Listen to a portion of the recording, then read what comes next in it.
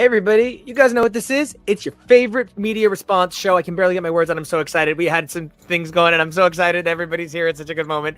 Welcome back to X's for Show, your premium media response show where we're going to be talking about all your favorite drag race tonight. We got 3 shows. It's going to be really excited. I'm vamping for time so this guy can sneeze. I'm Nico. You can find me at Nico Action, Nicoaction. Technically, we have 4 shows. Oh, we do. Ooh. And I'm TK Elemental. Hi everyone, I'm Jonah. And that makes me Tori. You can find me at SM Tori. That's Tori with an I. And we're going to see if this thing is working right now. I'm your producer, Kevo. And due to a very exciting weekend, this is what I sound like. So I'm probably going to be communicating a lot through YouTube comments that I'll have these knuckleheads read for me. Because we have a lot to talk about, like you guys said. Episodes and shows galore. I love that what happens in Vegas stays in Vegas, and in this case, it's Kevo's voice. It was my voice. It's not your looks, your pretty face. No, I got to keep those. Trust me, body language will do the trick. So, stay with us. What tonight. happened this weekend? We're going to talk about lots of stuff. We had Canada do an episode that was unbelievably thoughtful on cultural topics and discussing things that we are always afraid to discuss in the real world. Down Under did something very similar, and then UK might have crowned the wrong person. But beyond that, the biggest thing for maybe not a bad winner. Happy for them, very happy for them, but also have some feelings. So I want to talk about what Kevo and I did twice this weekend, and Jonah did 3 times this weekend. Fellas, keep your bedroom stuff to yourselves. Oh, mama, let me tell you, the things we saw these beautiful ladies do on stage, my. We went to Vegas to visit some family, and we had the opportunity to see Drag Race live at the Flamingo. What an unbelievable experience. First of all, let me say, those of you from the East Coast, do not go in thinking this is even an AC-sized theater. It is not. It is a big old coffee shop, maybe. I mean, really, there's 140 seats, maybe. Really, Tori, our high school auditorium was probably bigger. Yeah, Not in terms of height, but in terms of depth. Yeah, right. I'm barely exaggerating. It's a very romantic theater. I want to point out that this really allows for the drag experience. This allows for that kind of intimacy. Now, I can't speak to Jonah's first night, although there's the back of him. What a handsome gentleman. I can say that for sure, we sat at the end of that runway the first time we saw it as a group, like literally the end of the runway. Like literally, that's our table and that's the runway. So, I mean, when Kahana jumped off the stage, literally my face was next to hers and I could smell how sexy she was. This is the view from our table the second night, and this is our table the first night. We were literally one of the 2 tables on either side of the runway. It was amazing. I love Vegas booths. They're so... You're like, oh, it's so old school, so classic. I felt like it was me, Frankie, Dino, and you, Tori. I felt like we were just ratting that pack, baby. That's a thing. No, it is. If you can mistletoe as a verb, then we can rat the pack, right? Oh. But speaking of our ratty little pack, Jonah, you had the most unique show the first night. So who'd you see that first night? Because I know you're going to literally pass out from blood loss when you get to one of the names. So it's fine. Yes. So I went Thanksgiving with some of my family, and then I went 2 days later with those 2 knuckleheads on either side, and I went again the next night. That first night, literally on Thanksgiving evening, it was hosted by one UK winner, Lawrence Cheney. She was absolutely a phenomenal host. It really made me realize that there are a really good portion of people who go to this Vegas show who aren't specifically fans of Drag Race, because Lawrence would be making jokes about Drag Race, and like the crowd was a little tepid, and they were funny jokes, and I was like, I feel bad because they're funny. It's just like they don't know who the fuck anybody is. Also on cast that night was Jonah Sophia, Mirage, which was amazing, Deja Sky, And my number one queen, the person who, if I was ever a simp, I would just simp for Bosco. Bosco, I got to see Bosco perform three nights, and it was just magnetic, wonderful, beautiful, entertaining. I'm straight now. I hate to break it to everybody, I am straight now. Okay. I do want to say that I do believe, it should be Series 6 finale. I do apologize that I missed Thanks. that. Thank you, Triple T, for pointing that out to us in the comments. We will fix it. So thank you so much. This is definitely, that was your vote from home. So we're really grateful that you cast it in such a mindful way. So then the next night we just hung out. Oh my gosh, no, we did Omega Mart, which was like literally kind of as cool as it's probably cooler than it looks online, actually. We did the Sphere, we had some really good times. And then we go back Saturday and I got something, and Sunday. But so when we went back Saturday, I got something that I never expected. On Saturday, our host was Asia O'Hara. And for those of you, love Asia. Oh, for those of you who don't understand, I got to the end of her season and I didn't know. I didn't know the thing, and so I took it really hard, and TK was kind of like, I can't believe you're literally having a psychotic break on my couch. And like, I took a couple of days to recover from who I thought might have, like, I literally, the entire season kept saying, I think Asia could take over the show. Yeah. I think she could replace Rue. And like, I meant it, I still think she might be one of the, anyway, we saw her host, and it was one of the greatest things I've ever seen. She's the one that came out in the little car, right? Yes. Yeah. So that's a pretty cool show. And so then she hosts so gloriously, and our night we had unbelievable. We had Bosco and Yara again. We had the unforgettable Coco Montrese. I'm so sorry, Kahana Montrese, because somebody had said her drag mama earlier, and I had Coco on the brain, because one of the things that's really exciting is Coco was originally in the Vegas show, and because they show advertisements for the reality show of making the Vegas show, there's a lot of video of Coco. So I was thinking about saying that earlier. So Coco and Kahana, your whole family's welcome here. The Montrese Falcon Club. And so then we also had one of my literal top 10 queens, like on my rankings list ever. We had Kennedy fucking Davenport. Oh my God. And it was unbelievable. Her number, like, look, everybody was great, but that first night, only the 4 contestants performed. Asia didn't. It's one of those things where, like, obviously the applausometer is kind of staged, but not exactly. Kennedy's fire play number really brought the house down, and it was unforgettable. And so then that second night that we all went as a group, Jonah's third night, because he's such a pro at this, we're online and we're waiting in line, and all of a sudden this wonderful gentleman rushes past us, and I gasped and I said, oh my God, it's gonna be, and like, Kevo and Jonah stayed totally cool with me. And we all froze, and I just sort of waved my hand and we're like, we love you. And Nico goes, we saw you last night, you were great. And she was so gracious. She was like, oh, thank you so much. I'm not on tonight. And then she was like, so I'm gonna go home, goodbye. And then like walked. And we're like, have a good night. Bye. That was it. The perfect interaction. Exactly. That is perfect, like the perfect interaction. Exactly. Oh, it was so good. She was so sweet. So then we knew we had at least one person different. And that night we had Mirage. But the one thing I really want to say, because I basically went for Mirage. Like, I'm not even kidding. I knew she was in the Vegas show. She was like 90% of why I went. The part that surprised me was the first night Jonah went, it ran about 65 minutes. The first night we went as a family, it ran about 75 minutes.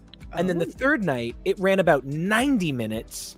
And that third night, Asia had a number. Now, when Jonah saw it, Lawrence didn't have a number. When we saw it the first night, Asia didn't have a number. And so Asia's number might have been one of the best ever pageant numbers I've ever seen in my life. It had audience props flying into the crowd. She was one of the most, I would have thought she would have needed a break between the sections of her performance. It started with it's Happy Working song in Enchanted. It's Happy Workers if it's Tori Amos. Okay, so she started with the Happy Working song, and she flew around the stage, and it was one of those old school, brilliant, beautiful drag performances where she cut in dialogue and her like having a good time performing the dialogue and walking around the stage. Asia performed from such a beautiful, honest place. It was literally one of the best things I've ever seen. Asia was, for me, the win of the 2 nights. Good. I'm so glad I'm so glad so many of you got to see so many of your favorites, like of your absolute favorites, because like all of these girls are so fantastic. Obviously, they're going to be favorites, but oof. Woo, look at that. That is some good footage. It's also so cool that you got to see a planned, hosted, no questions about the venue show. I mean, like, don't get me wrong.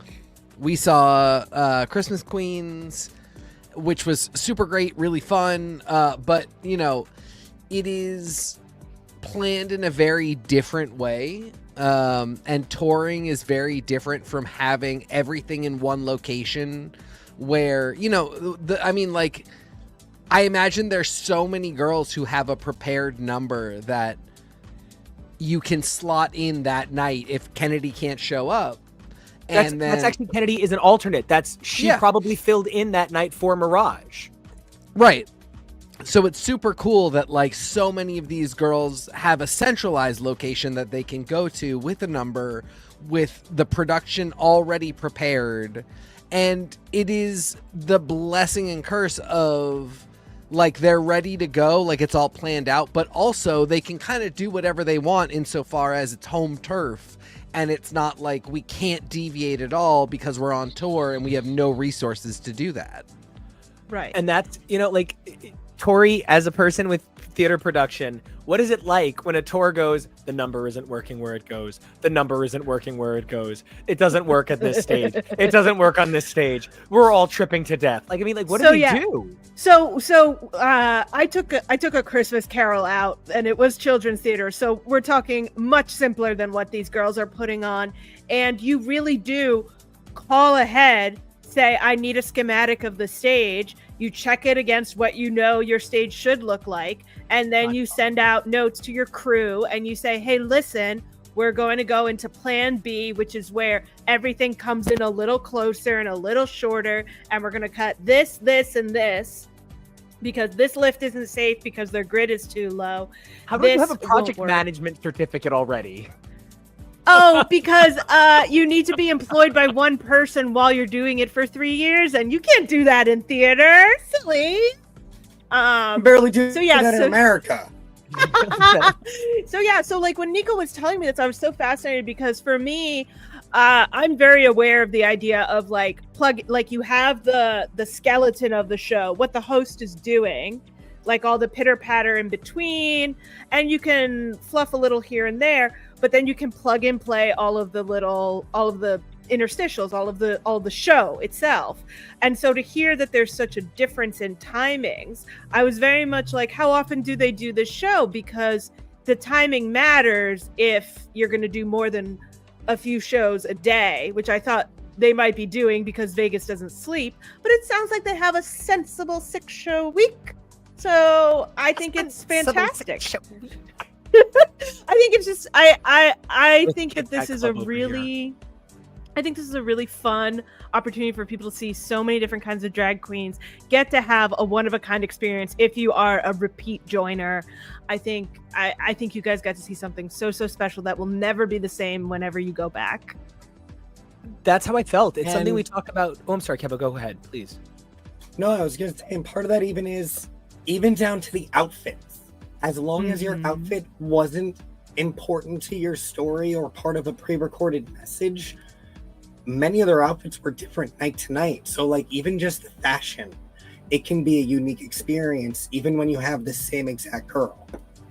Well, and one of the things that I want to say is that it's exactly what Tori's saying. There's a plot. The plot is they're doing an episode from Vegas just for you guys, and it's 4 girls from the show recompeting for the crown.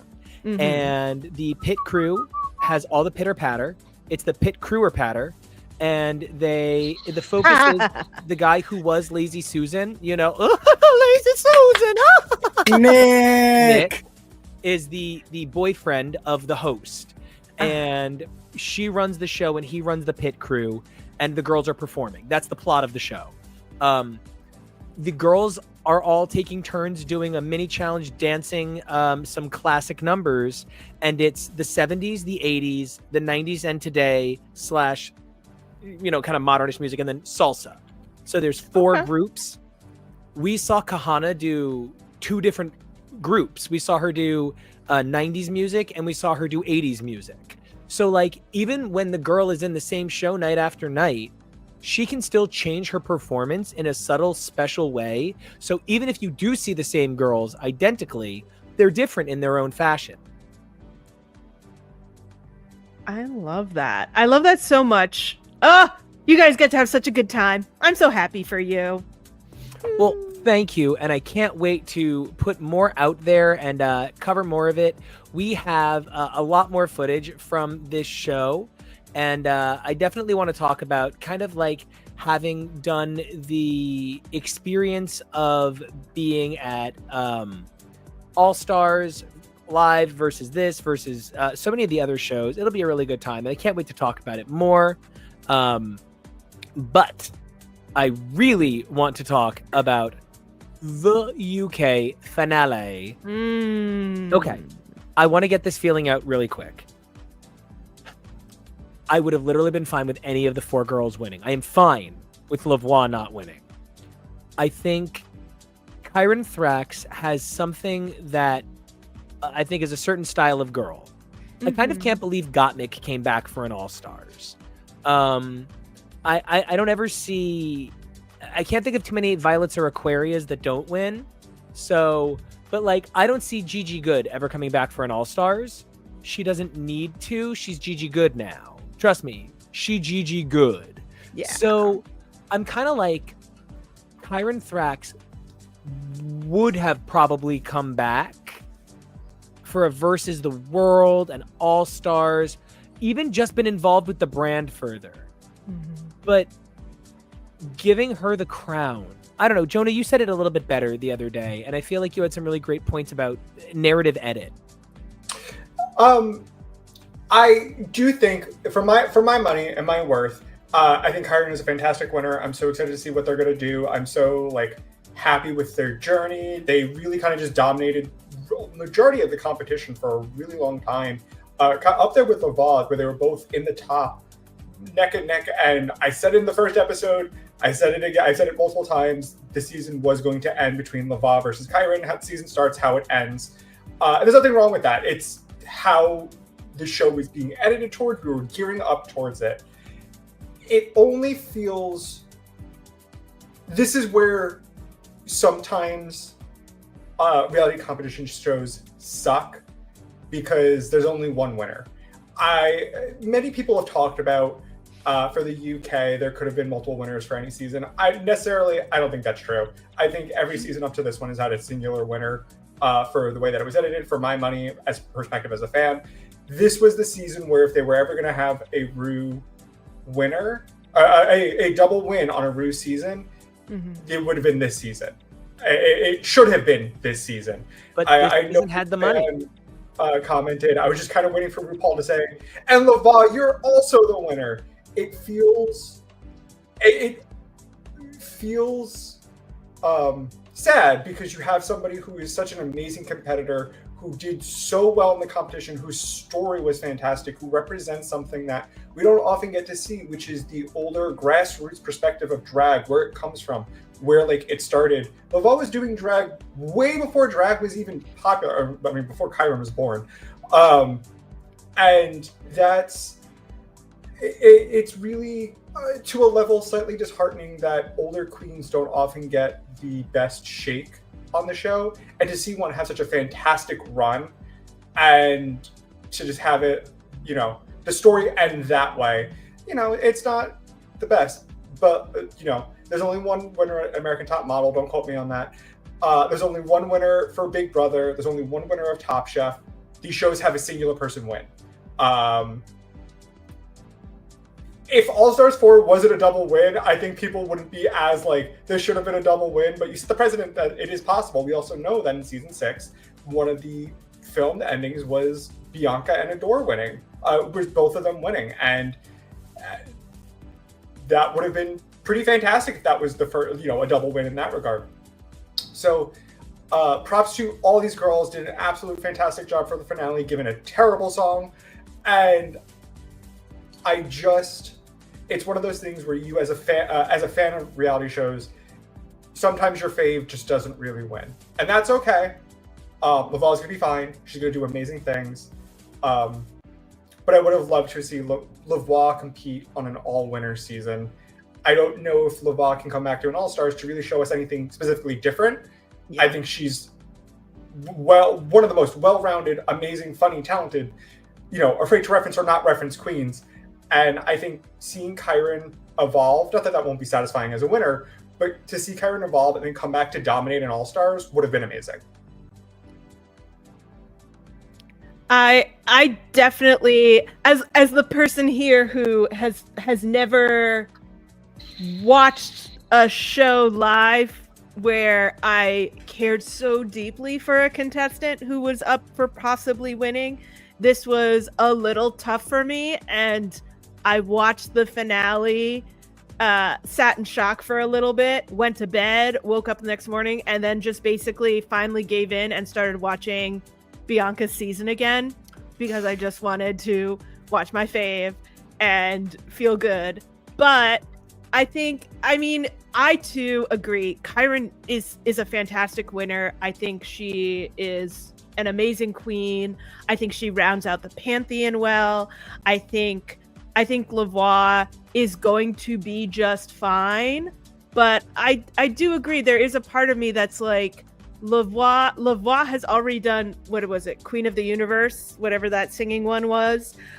She's doing this. She did The Voice. So like, I feel like once you've hit like 3 reality shows, you're basically done.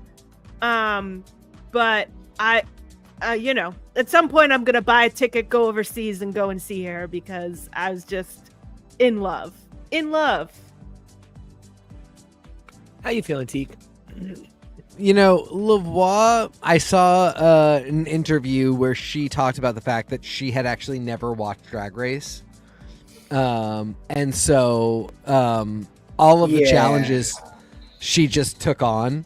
And she was also talking in that interview about how she was like completely aware of Drag Race, and in fact some of the Drag Race queens had opened up for her, like Bag of Chips. Mm-hmm. And she didn't quite indicate when that had happened, but sort of by the way she said it, I got the impression that it was after Baga's season of Drag Race. So Lavoie is clearly at her pre-Drag Race above some very competitive Drag Race people.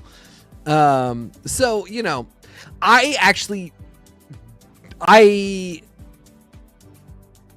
did not love Lavoie this season, and that is a me thing. I will say that is my own. Lavoie's 2 years older than I am. No, she's 5 years older than I am.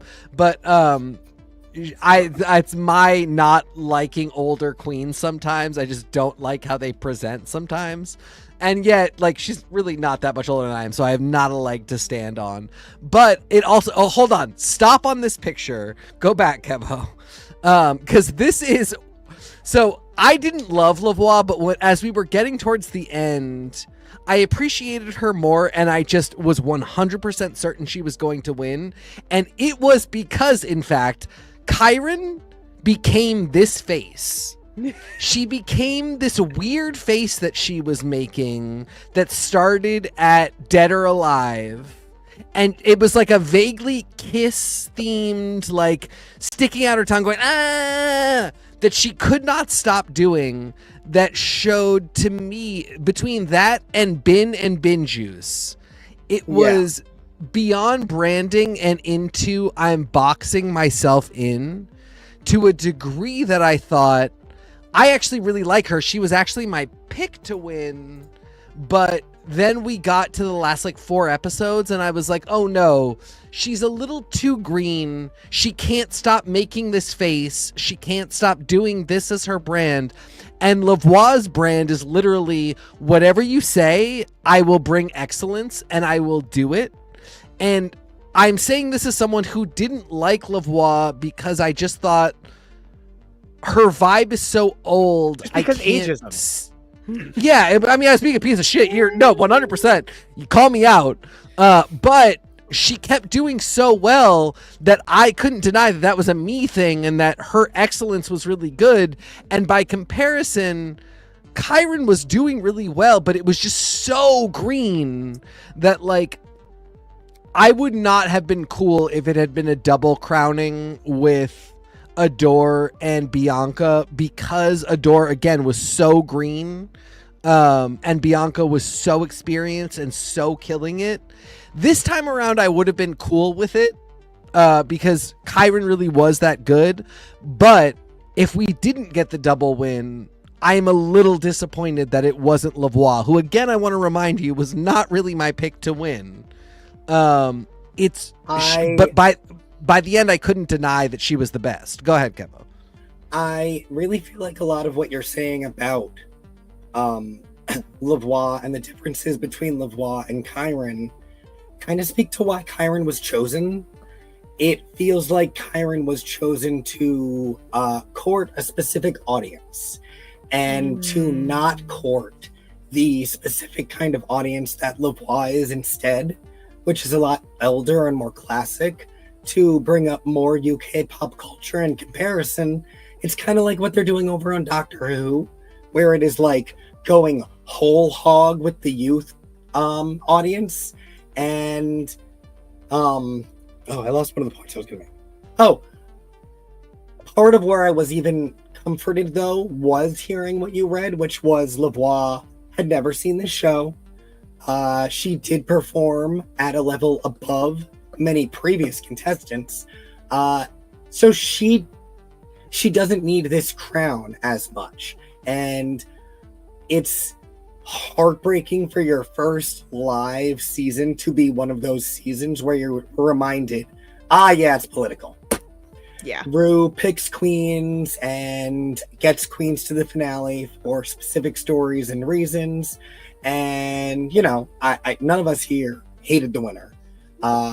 But, Lavoie, I agree, was really great, and I really did love her, and I would really love to see more from her across Drag Race, whether it's an All-Stars, Global All-Stars, show up in Vegas, any number of things. I want to see more from her more than I want to see more from Kyron personally, who was not really for me.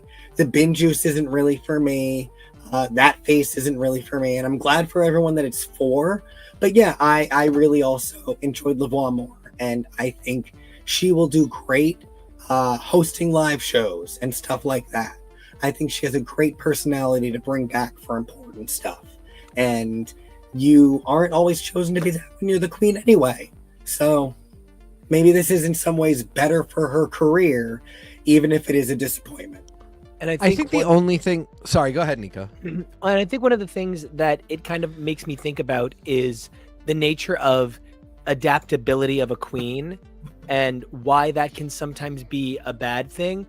There's nothing more upsetting than when I see a really cute, really handsome guy who's posting on Instagram all of a sudden be like, well, I'm getting a lot of attention for some sexier pictures, so here's my penis. And then a month later, all of their photos go back to that original number of likes, and they did not become famous for their nudes. And all of a sudden they're like, well, I might keep doing that. And then all of a sudden it's no longer just watching a guy live his life. Now it's like an advertisement page for their OnlyFans. And that is kind of, and it's not what Kyron did at all, but it's almost like the energy I kind of felt like. It felt like every week from Kyron was something different. It was just watching this queen live her life. But then because Rue reacted to a specific kind of shot, that was all we got. She was so much better rounded in those first few weeks. And the queen we walked away with knew how to do one thing. Like Kevo said, that face. I'm even into that face. But like, It's why Detox didn't win because she learned how to unhinge her jaw.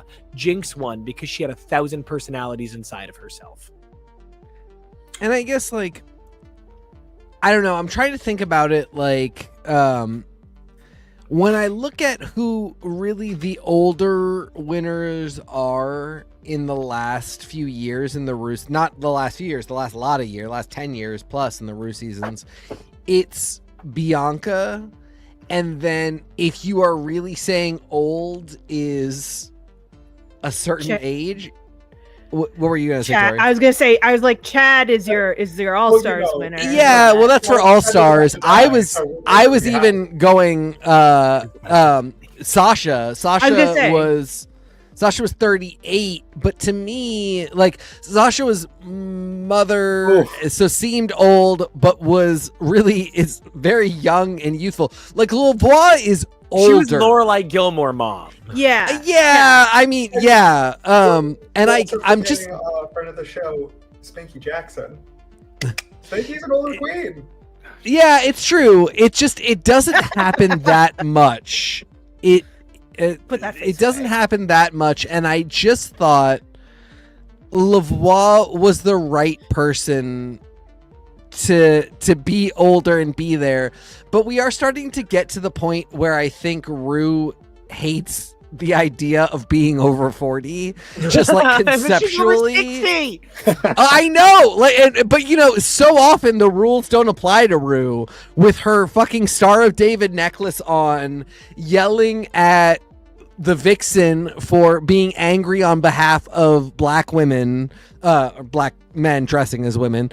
So often Rue shows us that she is not here to support identities that apply to her because the financial support is beyond her need to worry about it. And listen, I'll even go lighter than that and go to like punk aesthetics. She loved when Lux Noir London did her wee wee pole look, but when somebody is what did you have, Jonah? About Lux going down the line saying why everybody else should be there except for Lucy. No, she did love that too, for sure. That was just good TV. That's why Lux. Thank you for giving me that production number. She loved when Lux was in the wee wee pole number, but when somebody is like actually punk in terms of their ethos, which is what Rue was when she was wearing those clothes, she does not like that. She does not want to be rebelled against. She bought in, she sold out, she is here to make the money. And there's just a certain time when it bums me out a little bit, and I think seeing this older queen that had the most badges brought a level of excellence that was absolutely absurd. And don't get me wrong, Kyron is nothing to sneeze at. No. But I just think it's really tough to deny. And again, but if you need to sneeze, you can blow your nose on Marmalade's outfit. Truly, that is a gorgeous handkerchief for you. It is the world's most beautiful doily. Yes, most beautiful of all time. This was really the time where I went into this.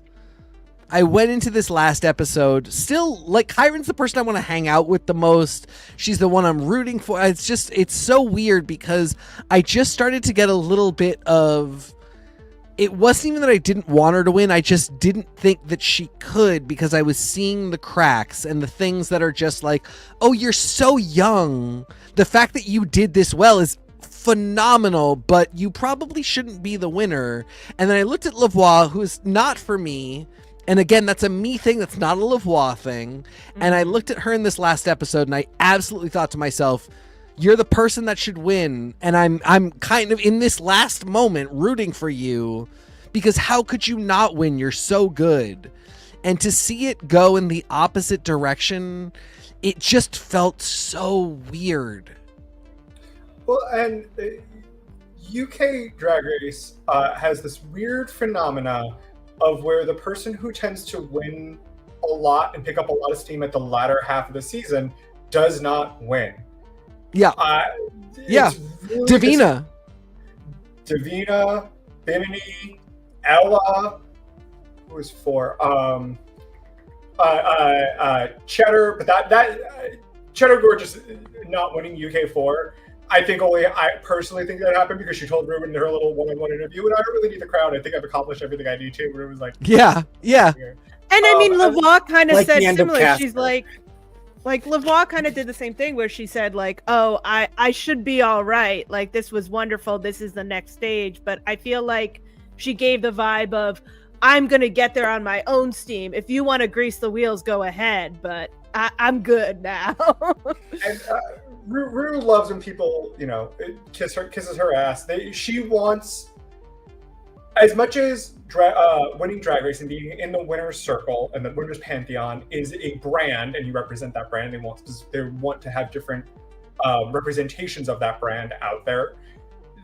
She also wants people to, like, in a way, live and die by the crown. She wants people who, like, will literally kill for it. And not to say that Lavoie didn't have that hunger, but As you show this image. I know so many have lined up perfectly. Thank you all. Yes, it's Good job, everyone. Couldn't have planned it better. I'm even just doing it linear. Terrible song. They perform so cool to it. I guess. There have been worse, but not my favorite. I want Jonah to finish this point, and then I'm going to eviscerate this song choice. Yeah. But part of, I think, UK's problem, and this is specific to UK, is because it has a badge system. You see the tally marks. There's a very big difference. If you see someone has 4 and someone has 3, you go 4 should get it. Especially as Lavoie won 3 in a row, and then was in a top, probably could have won the makeover challenge, and then won the roast anyway afterwards. It was just one of those. You're highlighting, and the story editing is highlighting this person doing so well, giving them the winner's edit, and then not to say pulling the rug from under them, but to see somebody cross the finish line first for the win does feel a little jarring. Well, and speaking of jarring Sophia, no, I'm kidding. But to that point, hey guys, what character did Rue go out of her way to praise Kyron's performance of? Elvis. Oh, great. Elvis. What character did Michelle go out of her way to praise the performance of? Hugh Grant. Now, I want you to go through and add up the number of finale songs that have ever been sung by men, and I want you to add up the number of finale songs that have ever been sung by women, and I want you to add up the number of queens that have ever been praised for their performances of men. And then I want you to take a look at the statistics, and I want you to find in your heart to think about that moment in the finale where Lavoie literally goes, and it cuts to Rue, and she goes, Kyron Thrax. And, like, genuinely, Rue, I don't know when the songs are picked. I can't tell you that. But if you're telling me the first queen in, like, a decade to be regularly praised for performances of men got... Oh, and George Michael. Third male. George Michael plus Elvis is Freddie Mercury. This is one of those situations where basically it was Bianca versus someone asleep, and the assignment was make them laugh. It was just so stacked against Lavoie that had she won, there would have been an immediate ability to question it, giving Kyron the perfect all-star story. You know, the only reason I didn't feel that way is because Freddie Mercury is an old woman. yes, Nico. Queen felt like such a Lavoie coded song. Like that was so for her. And I thought they both performed admirably in the lip sync. I was going all the way back 12 years ago, which, you know, feels like a lifetime in Drag Race, but is so recent. She was yelling at Alaska for doing boy drag, and this whole season is doing boy drag now. It's so crazy to me that in the UK and in Australia, they feel as though they've run out of songs. They've run out of women. Yeah, exactly. They've run out of women to be inspired by. So when people do men, they don't have to yell. And it was so wild having Peach PRC there because she has other popular songs that they've never done before, and they've started to do a bunch of dude songs that, like, Australia has a lot of women that are still available, and the UK has a ton of songs by women that are still available.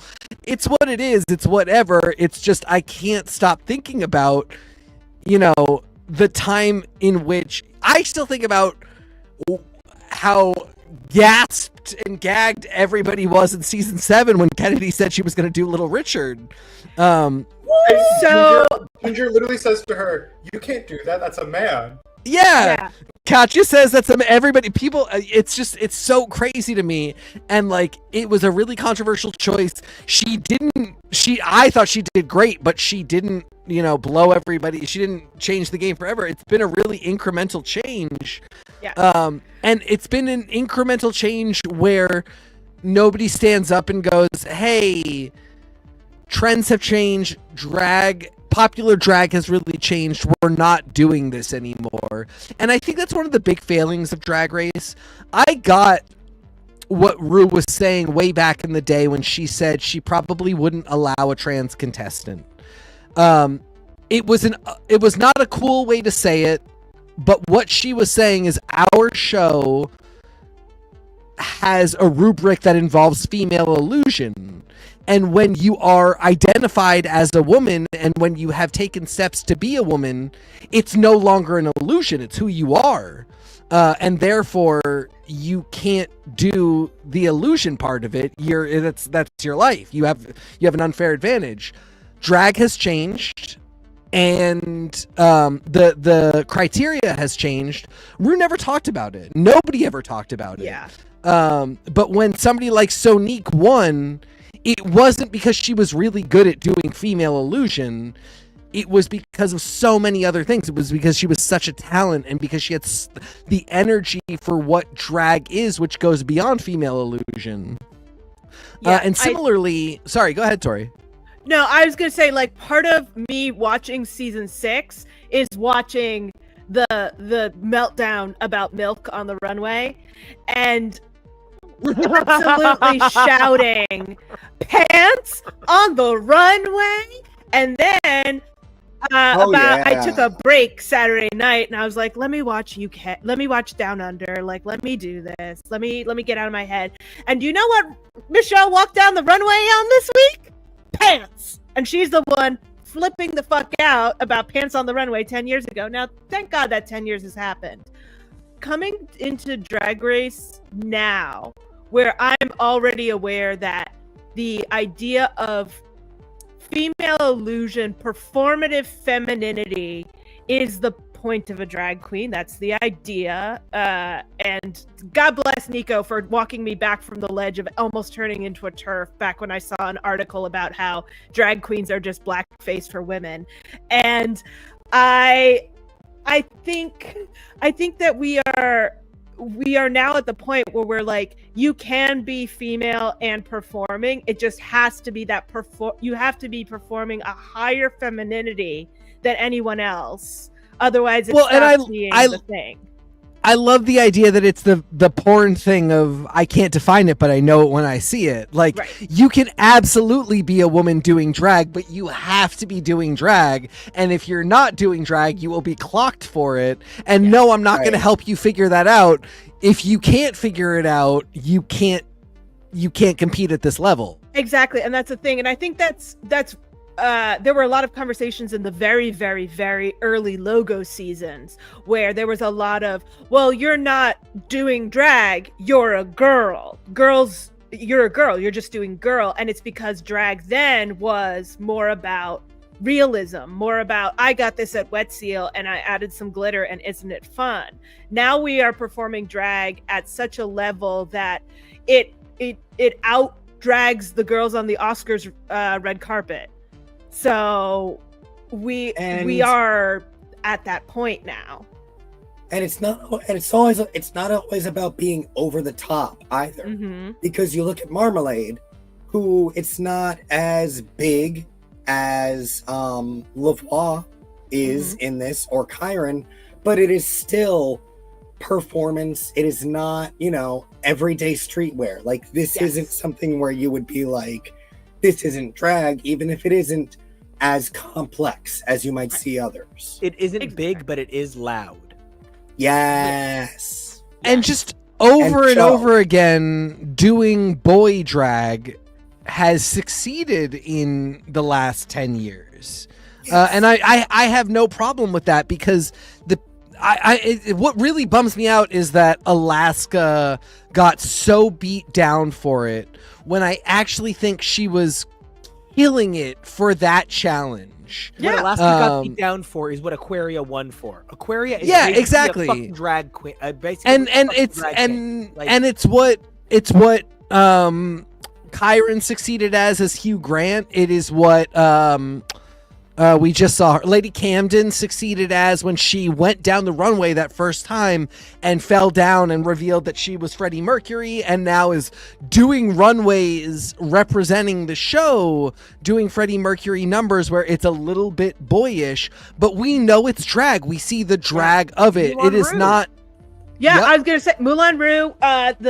What is it? Wig Loose, where they basically half of those roles are men. So bad. And I really thank you actually for bringing that up, because Yeah. I forgot about that. Because Sasha the thing I Colby said, just like twitching in glasses in the background. well, also Lucy really gave me the vibe of Lucy got into girl drag, and then that girl got into boy drag. Yes, To Victor be- Victoria'd it up. Yeah, I mean, it was so haven't good, done that and one. again, I was a Lucy hater for that season, but How dare? I know I'm the worst. I'm truly the worst. But you know, we've seen this entire. It's not that the medium has changed. It's that this show that is so many people's popular window into the medium has changed. And again, like I said, I just wish at some point somebody, and I wish it had been kind of Michelle more than Rue, because I get that Rue is Rue, but Michelle has been such a champion for the underdog and for the unloved and the underrepresented. I just so wish somebody had gotten up and said, at some point, like, drag has changed in the last 20 years because of this show, and therefore you might notice that we're doing things differently. And when somebody shows up doing this thing that we gave one of our biggest competitors shit for 12 years ago, now we're looking at things a little differently, and it goes. Go ahead, Kevo. There's a version of that I always think of from an early season of Project Runway, where they had a Barbie challenge, and you were supposed to like make your girl look like a Barbie. And one of the designers, who had a black model, did not put his girl in a blonde Barbie wig, and that was what they clocked his entire look for, and he went home. That Jesus. would never Black Barbies don't happen have- No, I'll give you today. that challenge, but he wasn't It's the also bottom. insane Oh, even I at thought the he did time, go home. because Thank Well, you. he was in the Bottom at least. I do want to Good say to know that he part didn't go home. part of the problem is the reality person I respect and love the most in this whole world is Nina Garcia. I think she is like the Bible on all things reality judge. who And is she's the Nina one- Garcia? Nina Garcia is the editor of Elle magazine, the editor of Vogue magazine, and now She's for 20 the- years she was the judge on Project Runway. She's the only person to be the regular judge in every single season, He's and the long running, yeah. Excluding All Stars. excluding All Stars. Where I think it's Joanna, who is God's gift. Oh, but- we or stole Isaac. from them, not from Real Sports. Yeah. Oh, boo. But the thing about it is, Nina Garcia is a woman from South America who dyes her hair very blonde. And so to hear Nina Garcia come down on a person is so hard in my memory, because I can think of later seasons where there are contestants who have trouble communicating in English, so Nina just speaks to them in Spanish. She doesn't care. She like literally doesn't even flinch. She just leaves everyone else out of the conversation because this person needs it more than they need to understand. And to look at that moment in the past and feel such disdain as you do, Kevo, it's very tough for me. But then you think about how many seasons later, when she would hear from a designer saying, well, I couldn't work with my model's body type, and Nina would be like, that is ludicrous. Yep. Because all bodies wear clothes, all bodies are beautiful. And so, like, it's a similar thing where there was an evolution. There wasn't really a conversation about the evolution, but it happened. Yeah. real quick, I was super happy about Chara getting Miss Congeniality. The first one for UK. I was so excited because I Hard to called it believe. 2 weeks ago. She deserved it more than anything. Did she? You know what? Oh, Talk more to than me. any. Did she deserve it more than others or more than anything? More than What are you Talk others. to me. questioning? Yeah. I think No, that more than Chara. anything. So I want to say that number one, Malaysia Baby Doll Fox saying, "Don't ever speak to me about Mistress Isabel Brooks ever again. I won't even tell you the tea. I am not having this conversation. I literally think she's a bad seed on this earth. You're gonna. I don't want to be in the completely, conversation. Right? When did that happen? Oh, Yeah. today. They're collabing on something. Oh, yesterday. They're Great. collabing on something. They have to be. This is all fake beef to me. I think it's real beef because That's wild because I've seen them multiple times on Twitter lives together. they have blocked each other on every social media. Yes, They're putting out a dog Okay, food. But I So- fully believe it. Miss Congenialities have a hard time. Just look at Miss Congeniality too. But the Oh. other thing that I know. the reason I think Chara deserves to be given recognition is the thing I cannot think of for the life of me is the time Chara did anything but say, "It is a blessing to be here and share love." Yeah. She had human moments, sure, where Mm. maybe she was like, "That girl's driving me nuts." But Chara almost got to where, not that I ever really believe this, because she was such a talented queen, and I am not as talented as Chara T, and I am not about to say anything ugly about her. But I did sometimes feel like it came down to someone or Chara, and they said, "But Chara's really nice. Like, she's so nice, it's anti-reality TV, so we cannot send this bitch home." And it gave her the room to grow into someone who didn't do the thing that we accused Kyron of.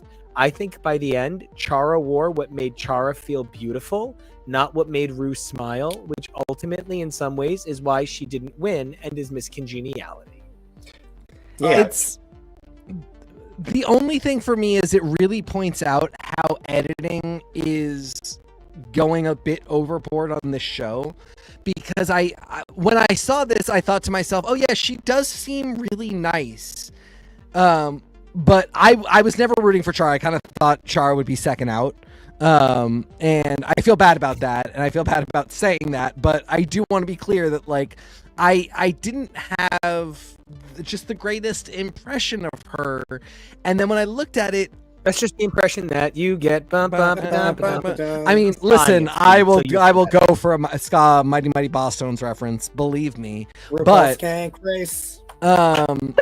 I would host it and I would win. No, Um, no, you can't say scat race on. no, television. skank skank race. race. We're skanking. Oh, wow. We're I'm in a skanking. I'm in a right. two-tone suit. Anyway, I got my um, check shoes. I just earlier seasons it was so clear who the nicest person was because it felt like they didn't edit so much that you missed it. And it's not that I don't believe that Chara was the most congenial, was the most loving, was the most helpful, was the most supportive.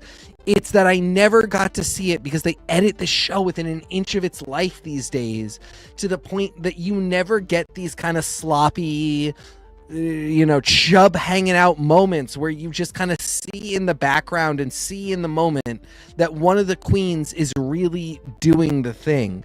I feel like Asia was the last time I saw it. And then after that, they really specifically were like, oh, some girl helped another girl. We're going to fucking cut the whole episode around that girl helping the other girl. So you'll really know how nice she is. You'll never doubt she was nice. And I it just, I'm nice. I Um, actually think that it's more that the nice queens keep landing in the finale, and they don't up until this past season. yeah. they didn't. they give couldn't be Miss voted for. Congenialities. Yeah. yeah. You know what? You might be entirely right. It's just, it's been a weird thing where, like, for years, I was never surprised. And I was like, yeah, that queen, she was congenial. She was the one who brought them all together. She wasn't a fucking cunt all the time. And not even that you shouldn't be, or that I can't love you if you're not, but it's the Miss Congeniality Award, and I often saw it. I usually saw it more than the winner a lot of the time. And lately, it has like it's again. I in no way don't believe that Charo was the most congenial one in that crew. It's that I never got to see it, and she was a really good contestant, but I just never got to see it, and I wish I had because I said, "Go for it." You know, I guess if congenial is just the most generally congenial, she seems like she probably is the easiest to get along with. But did we see her having any specific positive interactions with any girls? No, literally no. I don't know. No more than anyone Yeah. else, at least. I No mean, more like than in that anyone case, I else. would have given it to Not convinced of Lavoie that. because Lavoie was mom to everybody. Yeah, LeBlanc So could have that's- had it that's- too. Yeah, so that's the thing where like if they're a finalist, do they get to be it? And also, honestly, if I was production, I'd say, hey, the fans don't vote on this anymore. We don't have to edit to show the congenial. Yeah, is the that's congenial. true. But All we that's need been is going on for a six. long time now. That would was l- season 10 that they had to stop because Yeah. No, yeah, but I- but like all they need is 6 girls to hop on Twitter and be like, I voted for her, and then everyone's like, yeah, I guess she was. I would love to see the voter spread. yeah. Yes, Yeah. please release It's an it. election year. Come on. They should have done it like Yeah, like- Maybe it was 2 votes. season 10, Yeah. where all the queens Okay. voted, and they showed them all of the queens, and Monet won by 1 vote.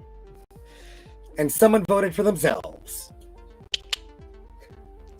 You know, I want to finish out our conversation on UK with, I don't think the wrong person won, but I think the right person didn't. And it's hard because Right. I think back, I am gearing up to pitch an episode to TK where we look at all of the best album of the year winners and just give our opinion on the nominations and who maybe should have won. And I think about the year Garbage version 2.0 didn't win. And it's not that a better record won or that a better record lost, but I think we will literally never truly understand the scope of Butch Vig's influence on the history of music. The man fucking produced Nirvana's Nevermind.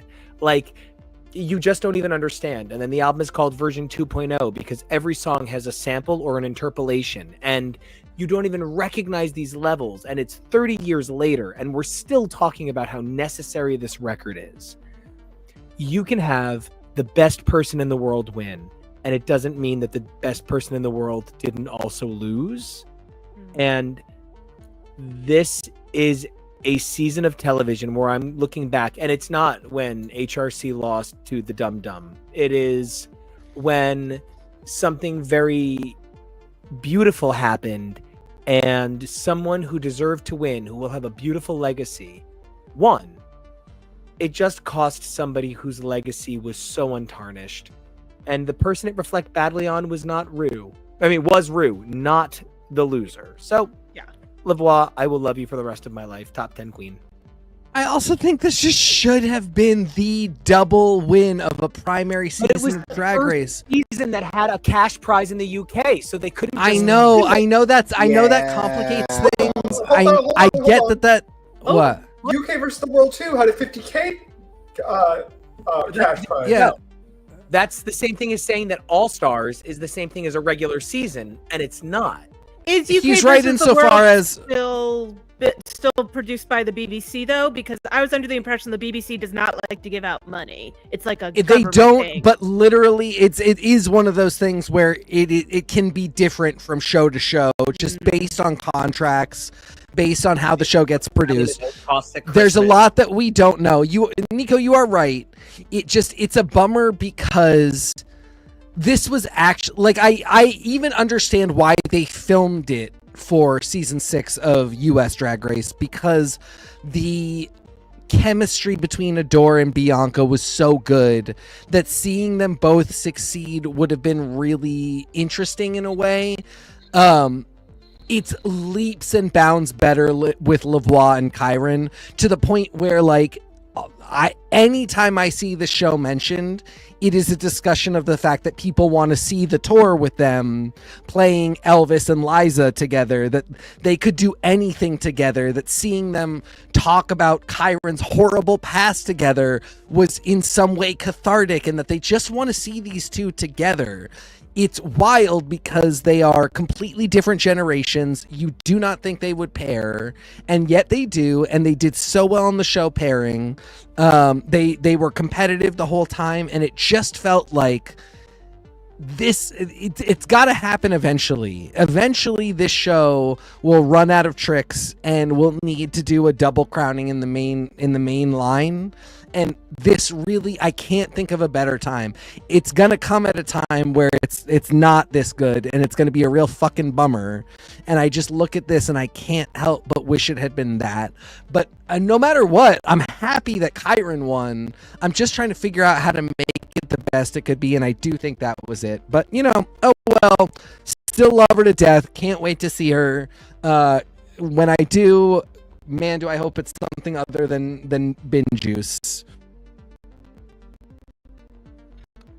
Corey, talk to me. Are you a bin juice gal, or would you prefer to drink straight from the tap?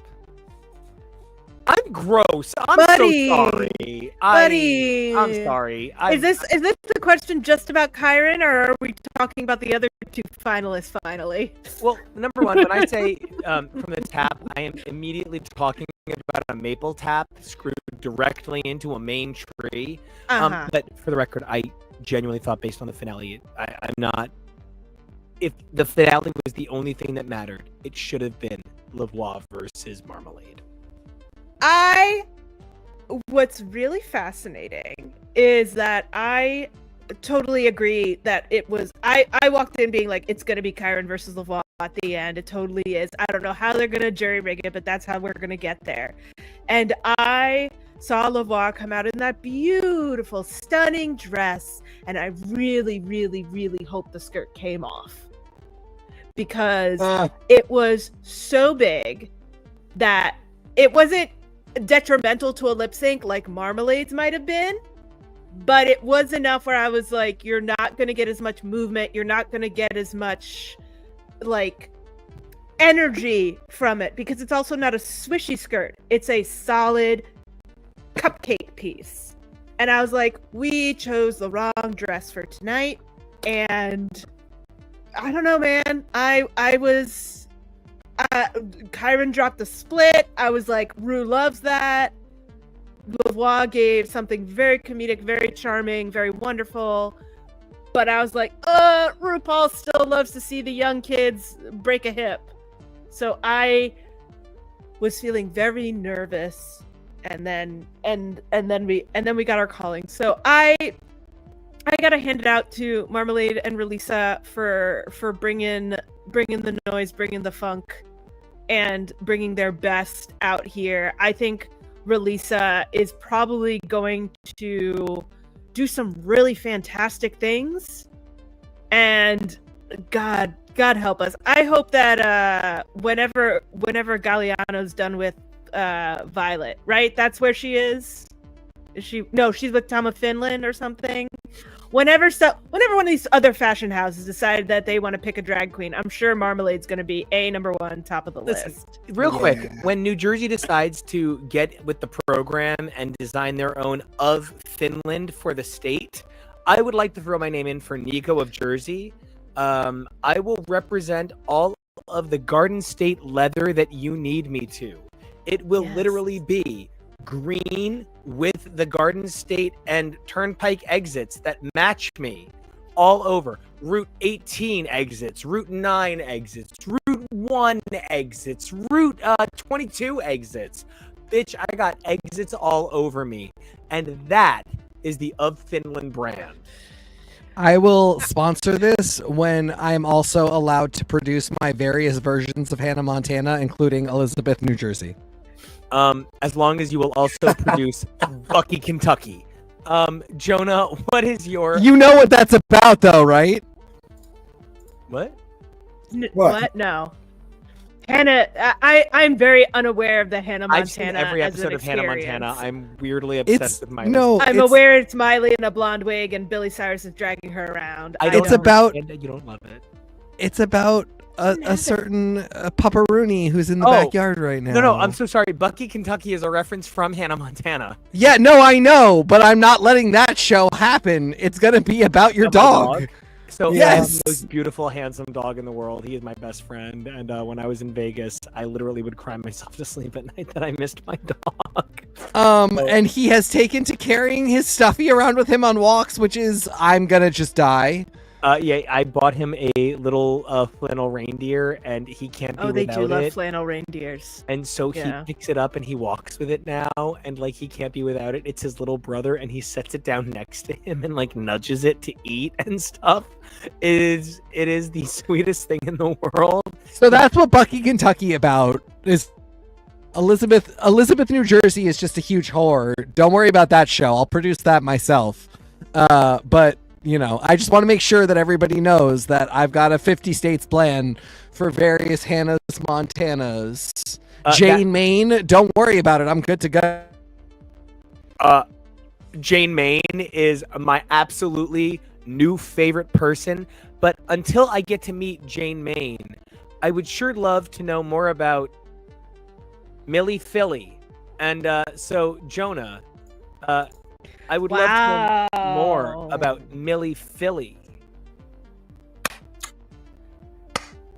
I don't know about you guys'. My name's Pat Gino, and I'm made of cheesesteaks. If only you were from New York, you could be Jonah Katona. He is from New York. He's Jonah Staten Island. Yeah. I'm Jonah Dumpster Island. Yes, that is me. Hi. That's my drag name. UK6 is still, I'm still regarded as one of the best seasons ever, point blank period. That's one of the best cast. Shout out to both Marmalade and Relisa. I think they really gave up a fantastic fight, and they really gave it their all. I feel bad, not that the ending was scripted, but I think leading towards a certain narrative and way, and I hope they both feel proud of the work that they were able to put in and really showcase their talents and really feel like they did the damn thing, because they did. And I think this was just a very hard season to really try to make your name and make your mark. And they both really did. So super, super mega props to them. And props to Kyron. Fantastic winner. Excited to see what they're going to do. Happy third time losing Lava, because Lava also lost the drag ambassador competition to the Vivian. Yep. And I think that's hysterical. Yes. I mean, I'm excited to see what she's going to do next. I fully admit that I don't follow too many queens from season to season, and there will come a point where usually I will ditch a few along the ways, but I think this one is Burn! Tori hates you all! Tori hates everyone. This is all an act. I seem nice. I'm not. But I think she's That's definitely my kind of girl. There's a point where I was like, is Lavoie gonna beat out Bianca in my top list of queens? And yeah, it didn't happen because I don't want to fuck Lavoie, but I do want to hang out with her every minute of every day. So she didn't beat out Bianca, but is she still in high in the list? Oh yeah, she has definitely. I think Simone is my second. She's definitely top 10, which is a very tough place to hit now. Yeah, I mean, there's 2,000 drag queens, so getting into the top 10 is literal big. 300. We were counting earlier, and it's 375 of them. God, you're out of your damn mind. Of the English speaking walk through the race. Yeah, Simone, Sasha Kobe, Raja, Gottmik, Alaska, Jinx, Shay, Detox. Yeah, she's in there. Yeah. You also have more Bianca currently than Lavoie. This is true. We have almost double the number. Yeah, when you get Tropical Storm Lavoie the movie, things could go in an entirely different direction. That is fair. That is fair. All right, we got to talk about Canada and Down Under. Okay. I wanna get Down Under out of the way, and here's why. Mhm. Because Down Under was at one point my favorite franchise in the entire umbrella, and now it's the one that Kevo and I watch a little bit in the airport, a little bit on the plane, a little bit look up the ending first to make sure that if we don't have time to watch it, we can act like we did on air, like I did with a comic last month, and I'll never reveal which one. So What one? you message me later. I'll tell you. Oh, But I got so close. I got so close. I almost said it because you asked, but I know. I the worst. So here's the thing about Down Under. I am so it's actually like I'm emotional. Vibe is one of the best fucking reality contestants I've ever seen. I was wrong. I'm proud I was wrong. I am excited I was wrong because I have a favorite now. Listen, like human beings don't understand this because I'm an alien, but Spanky Jackson is my religion. So no one will ever be my favorite competitor. This dude is my religion. Go back, Kevo. That's actually not a man. That's the human version of Maui. This is listen. I loved Sean, it was a go while we had it. I would have given up anything for you, but you disappeared into that promoter/drug dealer LA scene. Now this man is mine. He is for me. He definitely has a tattoo with a cross at the end of it, so it's probably not gonna work out. But you know, I loved it, and I loved this little moment where Max needed to have his jaw picked up for himself. That was really yes. Freya next to Yes. him being like, really? Really? I want to say that this is a shocking season because it is evidently a bunch of Jinx and Biancas and it's Vibe and it's Mandy Moobs and it's Lazy Susan, and it turns out I'm gonna actually put a fourth person in that category. It's Brenda, and it is some unfucking believably talented queens. And then I'm gonna be real. There's like 3 queens that could all be traded this season, any season they were in, and this cast is so extraordinary. The fact that this season sucks is weird, but this episode, I literally worked in a library for 5 years. I love libraries more than I can say. One of my best friends. Who was your best friend in high school, Nico? My high school librarian who took care of me, and we were best friends, and I was in charge of the student library association so that we could spend lunches together, and she and I did everything together, and Dalty was my best friend in the world. your defense. We had way too much media targeted at us as teens, where people's best friends actually were their teachers. And It's true. Boy Meets Giles World, fucked it up for all of us. No, Giles, listen. Boy Meets World with Feeny. And for Mr. those of us Jonah. who were 7 when Matilda came out, we were deeply embedded into Matilda, that library thank you. system. Like, Yes. it's a So- thing. I have a specific I've talked about this on lesbians. air. It's actually kind of hard to talk about. I'm very lucky that I had an older gay gentleman who took care of me, who would stop me from doing stupid things, and who loved me the way that Michelle loved Rue.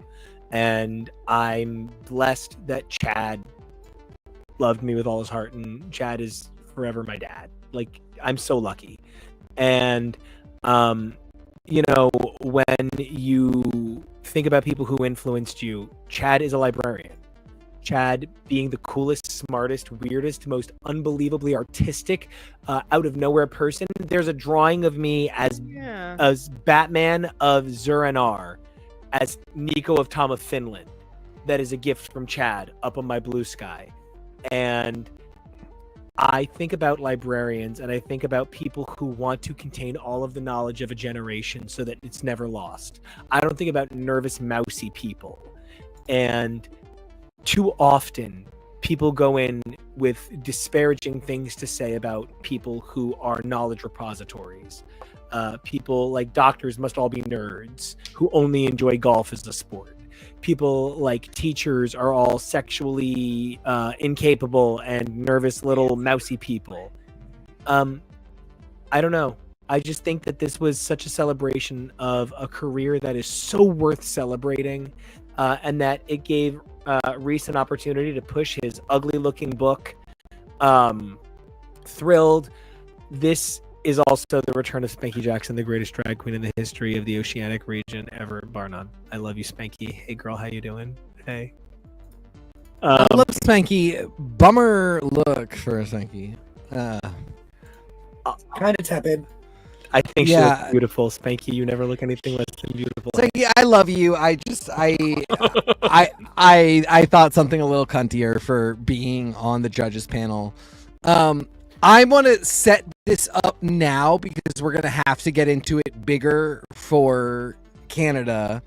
And the only reason I might have hoped we talked about Canada first is because the Canada discussion of Indigenous heritage is huge, and so beautifully handled that if you, like me, just randomly watched Canada first and then watched Down Under, holy shit, did Down Under feel like almost a criminally negligent treatment of Indigenous heritage. Well, I'm really cool because my brother told me to watch Canada first. I did, in fact, demand that you do that, because this has nothing to do with Nikita and Susu Iman, who did their culture so proud and so beautiful and did not have the support system, did not have anybody on the judges panel to lift. What do you got? Sorry, Lazy Susan and her bully. Yeah, that's a whole other thing. We're gonna get to that when I'm not being political. Nikita, who I have loved, and she is Plastique 2.0 insofar as boy or girl. I'm having a huge problem with dealing with the sexuality there. Nikita is amazing and beautiful, but it's really funny. Up until this episode, I was kind of like, "You're a dick, dude." Like, even in this episode, before Susu showed up, I was like, "Dude, you're being kind of mean. Like, this is not great." And to see this other side of Nikita that is exploring her culture and got this I was actually really worried that she was not going to be nice to this guy who was bigger and who was so not femme, and that this was her responsibility, and instead they connected on their shared cultural heritage, and she did this amazing job and they did this amazing collaboration together. And thank you both for putting yourselves out there and doing what you did with no support and nothing else, and a show and a production company that maybe doesn't know how to deal with this, and doesn't know how to do what Canada did with this. So we'll get to that in a little bit. But if I can. Yeah, please. How do you feel about Canada doing it about Indigenous Canadians who have always been mistreated?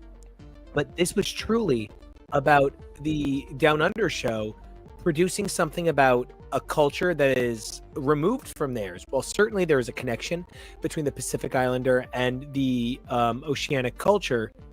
She was talking about a culture that was removed from this continent.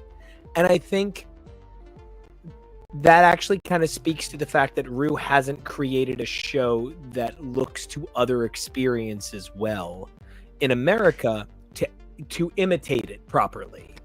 It's a tough cultural exchange because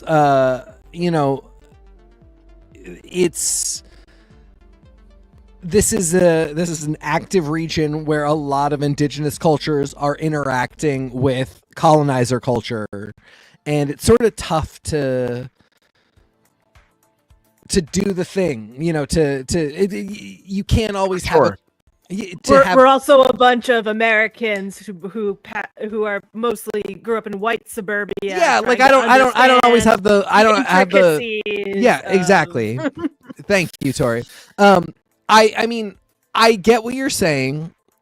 It is, to me, it is still just, it's better talked about when we get to Canada, but there is an experience here that has to be highlighted and has to be experienced by the viewer. And the way that happened on Canada was kind of life-changing for me, and kind of just like, I just had this incredible moment. And on Down Under, only because I had done Canada first did I have this like sharp lens to prepare for it. And I was just a little bummed that it was kind of like a bunch of white people being like, oh, you gave us so much of your culture. And I'll kind of get into more about how that experience was really different when it came to Canada in a little bit. I just want to throw out huge props to Nikita for doing everything that she could to represent her culture, and just for being the most beautiful man and woman on fucking planet Earth, and that being something I can't ever move away from. So props. I feel like the fumbling of the ball that you're pointing to is even highlighted by Reese's reaction of, I felt like I wanted to cry and I didn't know why. Yeah. I kind of did, and Yeah. I'm not even from your area. Right. So why didn't you know? Yeah. It's just a World of Wonder production thing where like they're really prepared to talk about twinks being bullied in high school. It was hard because I was so cute and my butt was so tight. Well, that's exactly where I go to, Nico. But like, we know that it can be tough. It can be scary. It can be really, but it's also like It was 6'1" and it was tough. Like it can be tough for somebody who's a twink for sure.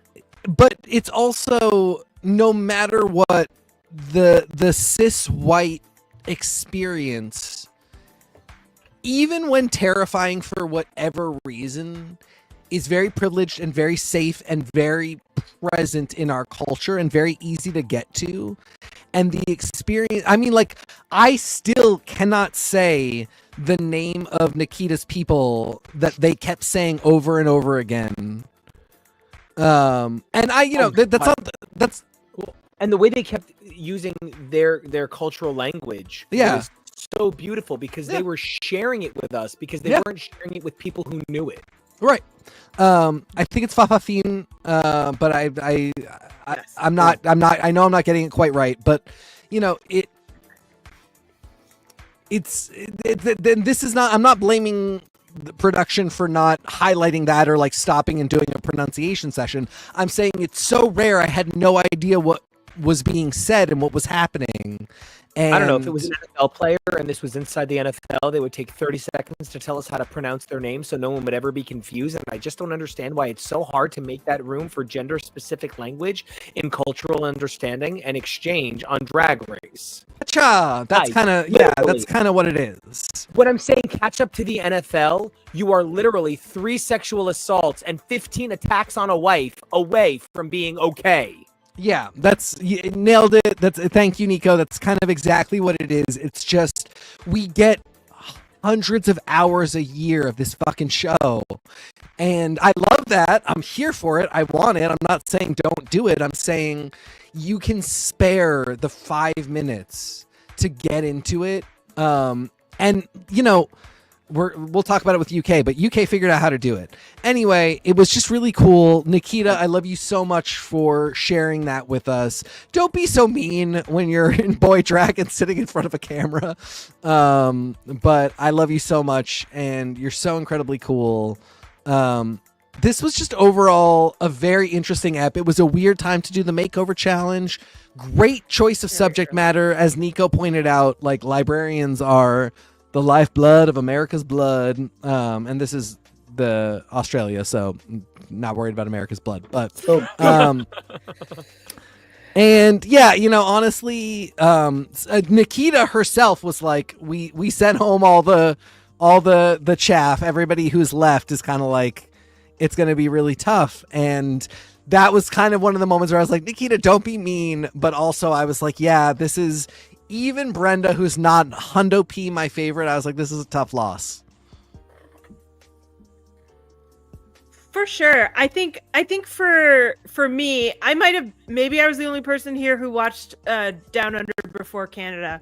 But because I yelled at everybody else and told them not to. Oh, why? If you had such a bad experience. Because I wanted everybody to see the beautiful handling of Native identity, and get that experience first, so that by comparison you could see that it wasn't even that Down Under handled it badly, it was that they didn't handle it well. Well, Down Under was prepared to have the conversations that Nikita was really willing to showcase and talking about. Yes, thank you, Jonah. The words and how they describe people who fall into this category, and how there's this inclusivity and this sense of identity that this culture brings with it, and you don't have to feel so ashamed for it. Down Under felt a little more reserved and like, okay, we're gonna listen. And then on Canada, we had a lot more proactiveness, and largely due to the Canadian judge, Seraine Fox, who I absolutely adore, who's Indigenous herself, talks about her Indigenousness. It really is like at the forefront about like, in terms of Canada's drag race. I want to say it. Yes. I want to make sure I phrase it that way. I think for me, I didn't, and it might be because of the way that I saw it, but I did not feel that that Down Under did a bad job. I think that they were having very different conversations, because there was a lot of more trauma wrapped up in the conversation in Canada than there was in this one, which was more about, hey, do you resonate with Fa'afafine? Like, and that was the starting question, as opposed to this was stripped from me, which we get to in Canada.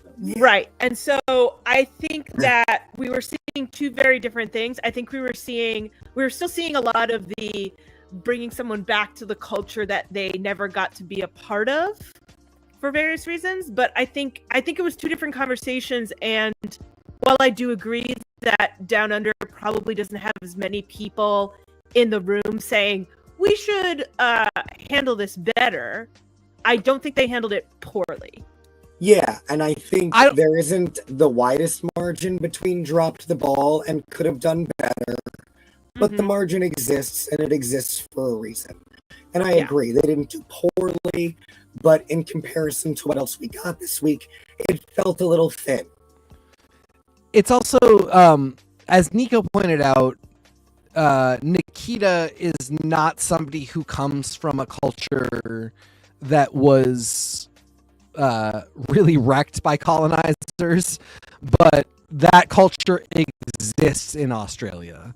And other queens who do Drag Race have probably had an experience that is very similar to what the Canadian queens talked about.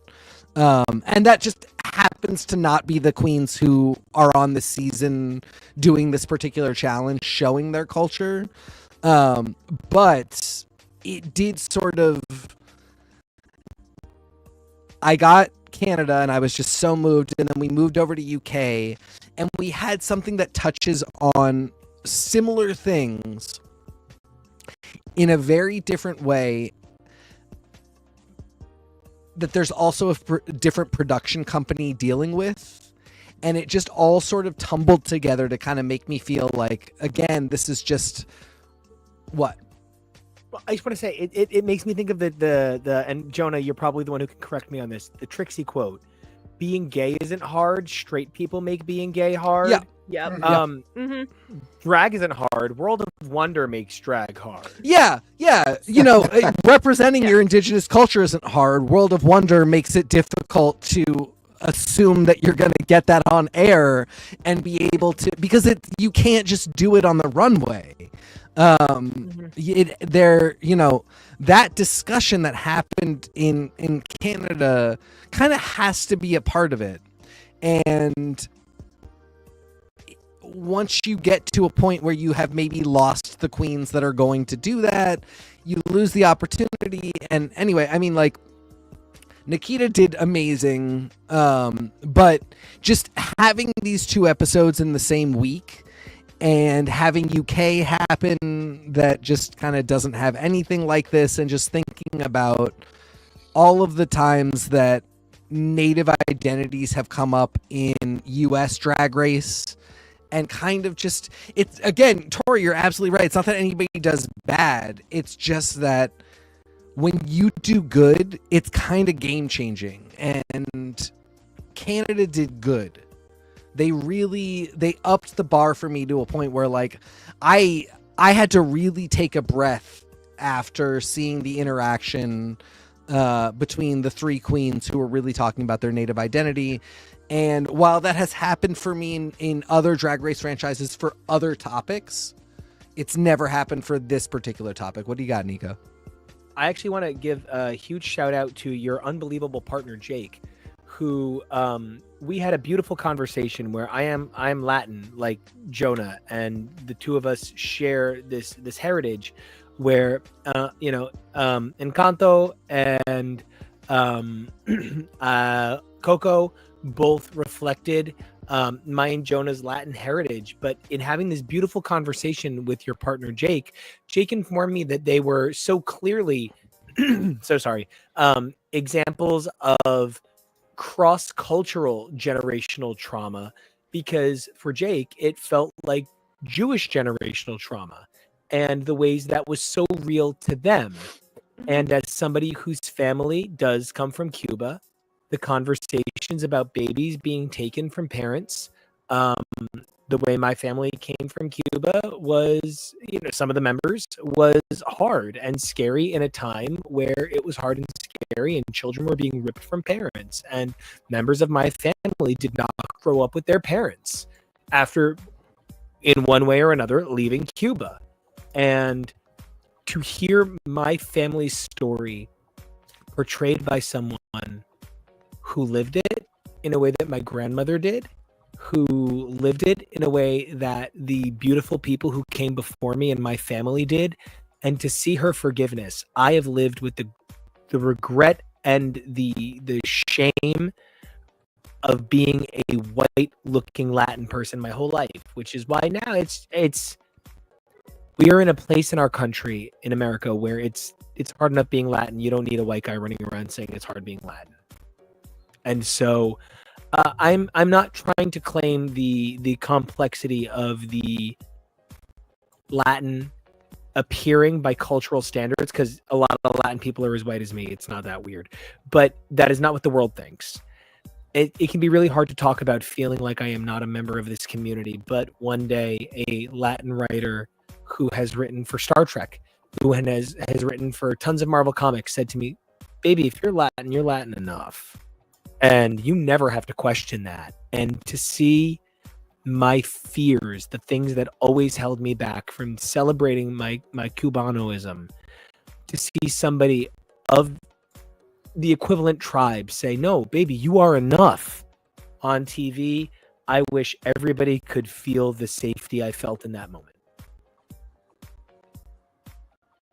Yeah, I mean, like, that's, and you're speaking to kind of like a very complex idea of identity that this is what comes up in Drag Race, because you have, I mean, we have Xana in Canada who is white presenting, but who is native in heritage. The conversation around very clearly, being not white presenting is an entirely different thing. But you make a really great point, a great example.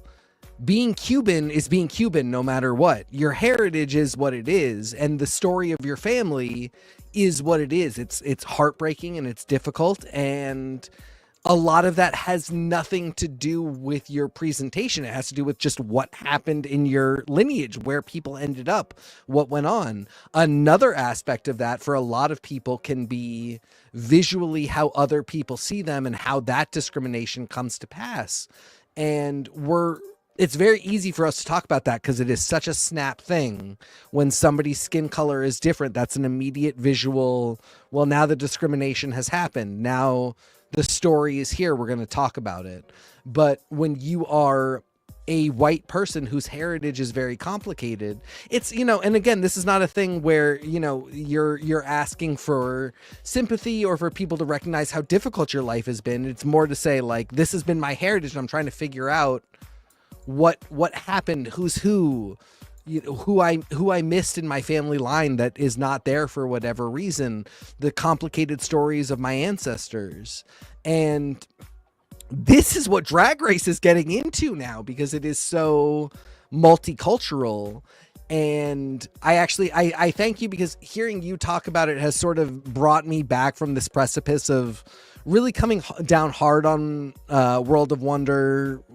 I don't know if it's World of Wonder Oceania or if it's just the company as a whole, but you know, I having heard you talk about it, I'm coming down on them a little less hard for maybe not being able to elevate the conversation. Because again, as Tori said, it's not that they did bad, it's just that they didn't elevate. And man, did Canada elevate for me in a way that just was really game changing. For sure. Also on the runway are like not to no, we gotta get to it at some point because Freya did amazing. They all did amazing. I am also very fascinated that we went through this makeover so early. Normally we don't like to do more than 6 girls. I think it's really fun. I think it allows for more girls to take a misstep and to not just be thrown out just because. It also just feels like there's less bated breath when you get to do it a little early. It's a little more fun. It feels fun. I feel like makeovers are so personal because your face is your face, and all you need to do is Google the Swan to understand that sometimes when you make somebody over it, they want to die. Leave Natalie Portman alone. Hey, listen, me and my face, we are in a fight every week to get here. This was a bad week for us, so like I get it. It's weird because like I kind of think everybody's got like a favorite challenge or a challenge that's special to them. When I think of my relationship with the show, I think of the Rusical. I think about the actual way they interact with the musicality of the Rusical. I don't think about you do be loving a Rusical. It's a romantic thing for me. It really is. It's Ethan Frome sledding down the snowy hill. Like I can't get over it. It's who I am. Jonah, I'm really serious. When I think about Drag Race and the challenge that for me is you, it is the love, the care, and the delicate way. I mean, it's Damien Rice levels of delicate in terms of the way these girls literally all, whether they are the meanest girl or the nicest girl, become a beautiful person and take care of their drag daughter. Mm-hmm. It is not like Project Runway where they throw the girls to the sharks. She was difficult. I'm looking at you, Christian Siriano, greatest ever reality contestant. Jonah, how did this stack up to the legacy of exquisite makeover challenges across the franchise? This was, I think, across the board, one of the more successful makeover challenges. I love that they did librarians. You know, we've touched on the importance of libraries, but having public access to books, to the internet, to resources, to research, to information that's available to the public, that's available. All you have to do is sign up. If you want, like, libraries are just such an important place to be. And they're so important to giving the youth, the elders, to giving everybody an equal opportunity to grow and to learn is really important. So I'm so happy that they highlighted librarians this episode. I'm happy that we had a successful library challenge because I'm not sure if you've seen UK3 yet, Tori. There was no winner last year. There was no winner because they were all bad. So I'm really happy that we got girls who knew how to read, and that made me really excited. And overall, you can't really complain about an episode like this. I will say, Max being in the bottom was a little weird because they're like, she arguably had one of the best makeovers the entire night. Her drag daughter main drag queen looks stunning, gorgeous, beautiful. She looks like Linda Evangelista. She could have walked out there in a diaper. And who would you have had the second person be? Personally, I probably would have put Mandy in the bottom. And I love Mandy. Last week she had a fantastic Yeah. week. She's she's part of the Poly fam. She's like Pokemon. Like, we're gonna hang out with her when we go visit the Oceanic region. Jonah, why can I not remember who it was from season 16? Oh my god, no. Oh my god, Tsunami, where she was like, her whole brand for Pokemon. So, like, Tsunami was like, these are all the 16 girls as Pokemon. These are all the 16 girls as Digimon. It was the best thing in the entire world. There are plenty of Drag Race queens who are all like nerds like that, and I love that. It just felt Megami. Hello. It just felt weird. This was the first time that they've emphasized the story element to a makeover. Yeah. Which is fine if that's if that's going to be part of the challenge. It's part of the challenge. You want a narrative. You want a story. It just feels like someone who did well in the actual assignment was put on the bottom because it didn't fit a TV show, which is fine. I guess it's fine. It was fascinating to me. You make a really good point, because once you said it, I realized they really went hard on Mandy for not getting the hanky code stuff. To the point where, like, it really didn't click with me until you said Mandy's name, that like Max's critiques were not as extensive, if nothing else. And that's what I found so weird about this bottom two, is similarly, they went nuts for Brenda and Splenda's story. And frankly, I don't think they looked that disparate. I agree. No, that was some real horse shit that they kept saying, I don't see the family resemblance. That's the biggest cock of shit line that this show uses. Max's story wasn't amazing, but like, I did kind of see it, and I don't know. I really agree. It's not only Brenda being in the bottom, but going home after the way they went off about how great it just felt so weird. It felt really weird for me. I also I like Vibe a lot. I don't know if I would have given her the win, because they read people up and down, left and right, for doing one sister is happy and one sister is sad. And like, I think we just watched that on Global or something. It was Global. It was Kitty's Got Claws. They were like, we've seen the storyline of like the two sisters who like have different personalities and don't really like each other. Yeah.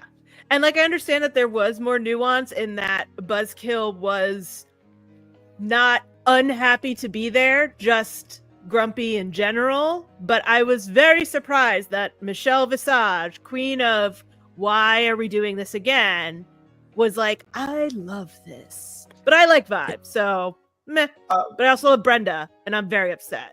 The makeover challenge is and always will be the challenge that they will use to eliminate whoever they want, because they can say whoever they want. need to. Whoever they need to for story purposes, to push the narrative, to push someone else's story. The makeover is such a subjective thing. Like, everybody here might have a different taste of like whose outfits and makeover style that they enjoyed more than they liked somebody else's. It's also weird because sometimes they're like, this is a branding challenge, so like, why didn't you brand yourself? Like, this should be quintessential you. But this time they were like, it's a story. So I don't really... I say this with love. When it comes to judging of makeovers, I often just feel like, whatever. It doesn't matter. They're going to do whatever they want to do. I think the challenge it was also speaks to why Nikita didn't get as much focus. Because it was a makeover challenge. When you bring in guests like this, you really can't zero in too hard on any one story. A lot of the other librarians kind of did fade. There was the chatty lady, but like a lot of them didn't really end up. A lot of them didn't get attention. You know, one is always a tricky one because it is so subjective to the people you bring in. Again, evolution, we're so far away from all of these men are forced to be here. This is still clearly not everyone was the most eager and excited, but it was a interesting group to bring in, and it was a really important cause to draw exciting attention to, especially with like Drag Queen Story Hour and that reciprocity with the community. I would have loved to see more about Drag Queen Story Hour. I was kind of surprised that we didn't like make that part of it, where like it's the makeover and you got to come out here with a cute little story that you're going to tell the kids in drag. I was kind of surprised that we didn't lean into that more. Also, because that became kind of the thing that this episode didn't do, that again UK or that Canada did, where it's just like that's a big issue, and it just felt like, oh yeah, like I don't know, it felt a little gay man 101 to kind of bitch about drag queens. And I'm not saying that the contestants or the librarians did this. It was just kind of how it got cut. That, you know, I mean, Drag Queen Story Hours, especially in the US, I don't know what's going on in the UK, but like it's getting to the point of really serious danger and concern and fear, and it's not going to get better. Yeah, I know it's bad in the UK. I don't know as much about the Australia and New Zealand. Yeah, but definitely. And again, like it may not be bad there, and that might be part of it. It might just be like a minor nuisance. But again, compared to Canada, it was a weird thing. Tori, I also want to applaud you for bringing up Vibe and the kind of storyline of the queen that's not into it. Because I do think that's kind of an important one. That was a storyline that the show, as soon as they had it, they seemed to get the episode seemed to kind of twitch around this guy who was so awkward and uncomfortable, and Vibe was working with it.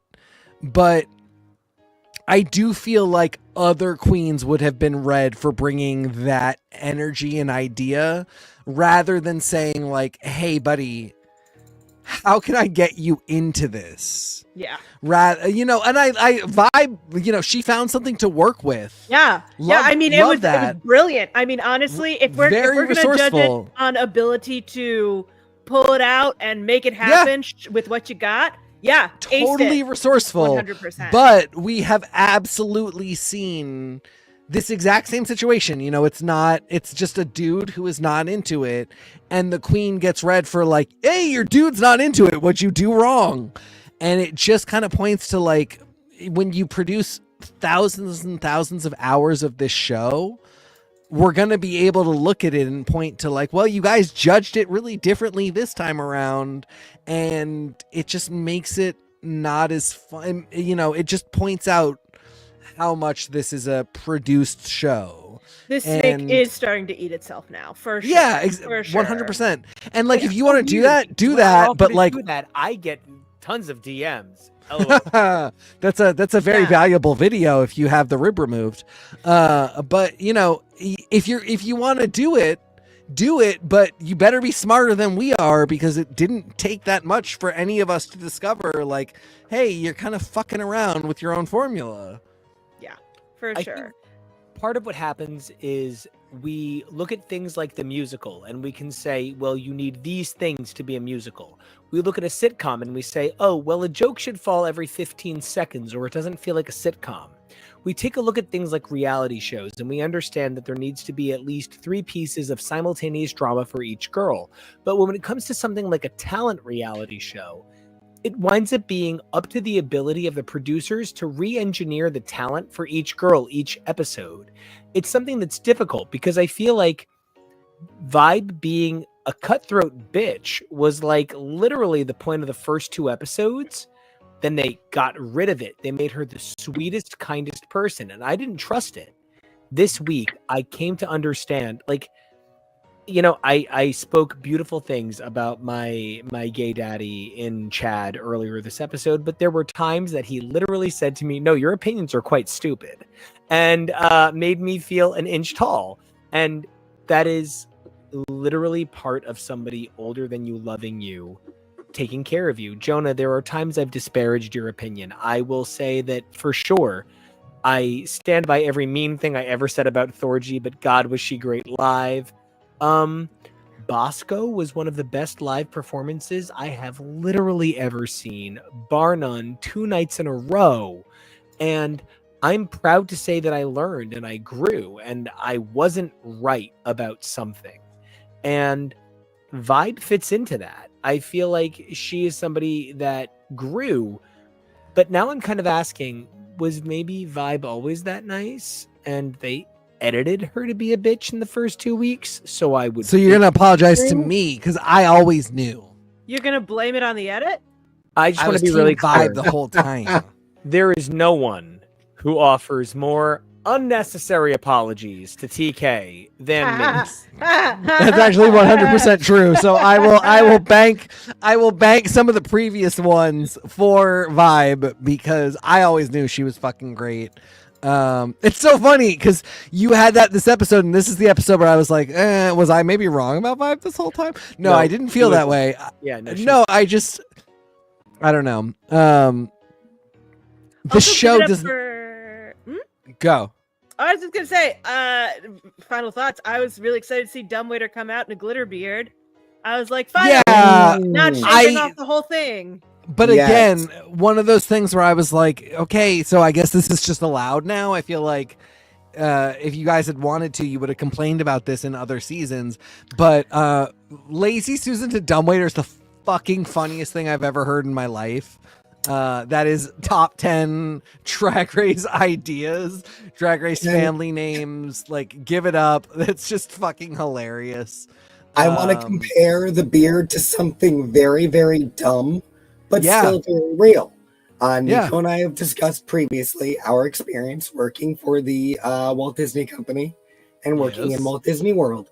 And part of show look from park opening until like 2013 was no facial hair but a mustache. Yeah, So the Yankees have the same vibe. if you had stubble, you were told to go shave. Tori, who did they make shave? Damon? Thank you. Sorry, Kevo, please continue. And it wasn't until the very end of our tenure that they started allowing it. And that is still so recent, given the long history of that company having such strict guidelines. And we were talking about the same thing with UK, where we, with pants and everything else, where we really are seeing this radical evolution of not just the art form of drag, but the way it's represented here on Drag Race. Yeah, for sure. And also, if we think that the reason that Rue's not hosting this season is because she wouldn't have made it through without laughing at Lazy Susan every 0.2 seconds, I honestly, I would pay money to watch RuPaul realize someone is going to be named Dumbwaiter. I would pay tons of money to watch that. Oh, I don't have my voice to do the impression. Oh, I don't think she would have remembered Lazy Susan to laugh at it. I 100%. It would be a new laugh. It would be a new laugh. Hear it again. No. I'm saying I don't think she ever would have remembered Lazy Susan and like Plain Jane to laugh at that like coincidence.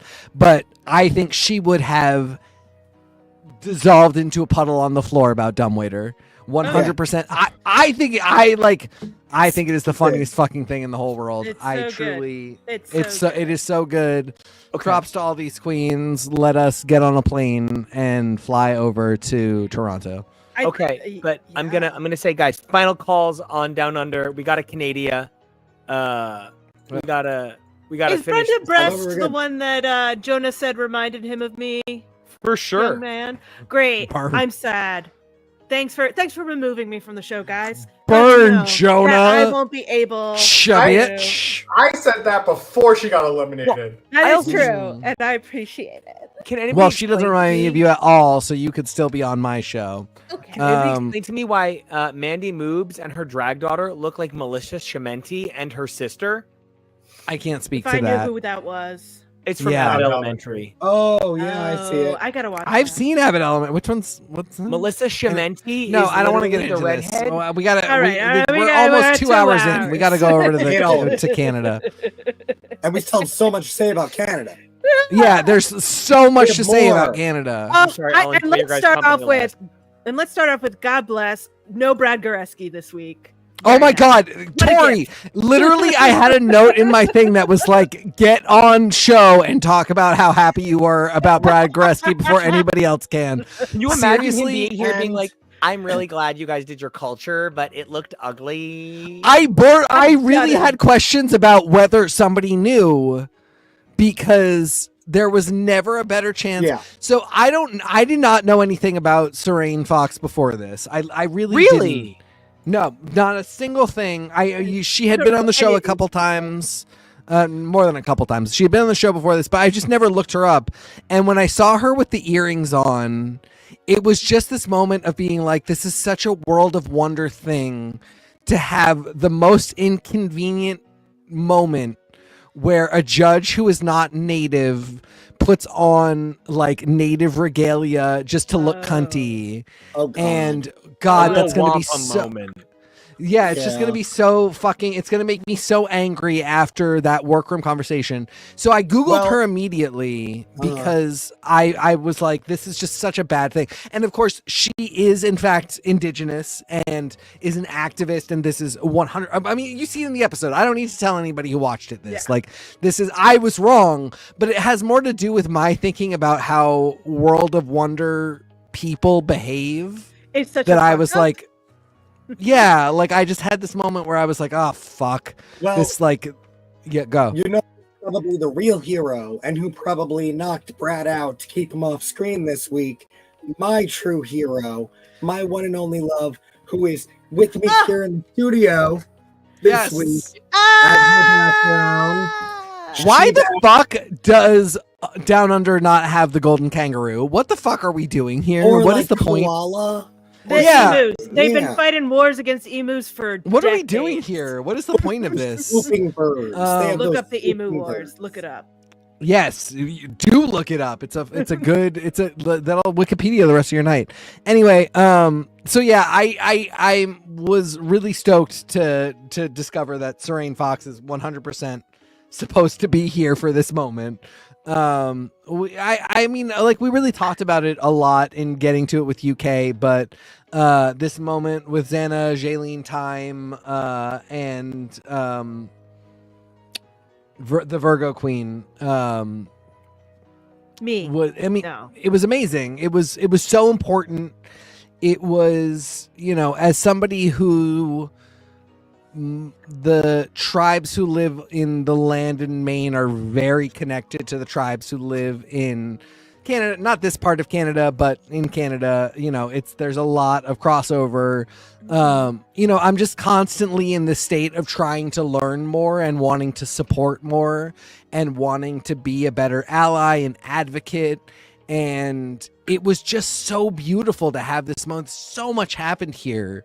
This is like one of the most important 15 minutes in Drag Race history. And yeah, I mean, like, Serene then was able to elevate it onto the runway and to be one of the judges there. I was just happy Brad wasn't there because I fucking hate Brad as a person. Yeah. I'm just so annoyed by Brad's presence. But then to have Hi, Brad. Glad you Serene- watch. Yeah, fuck off, Brad. If you're watching this, boo. No, do something about it, Brad. Yeah. And comment. but Comment a also, million it's times. been this whole time. It's been since Rachel Zoe. It has nothing to do with Canada. Pop us Yeah, on your it's- Instagram story. Give us a link and tell us how you feel. Yeah, be mean Boo. about it, but at least talk about us. Yeah, just I- make sure you tag us all. That'll be good. No press is bad press.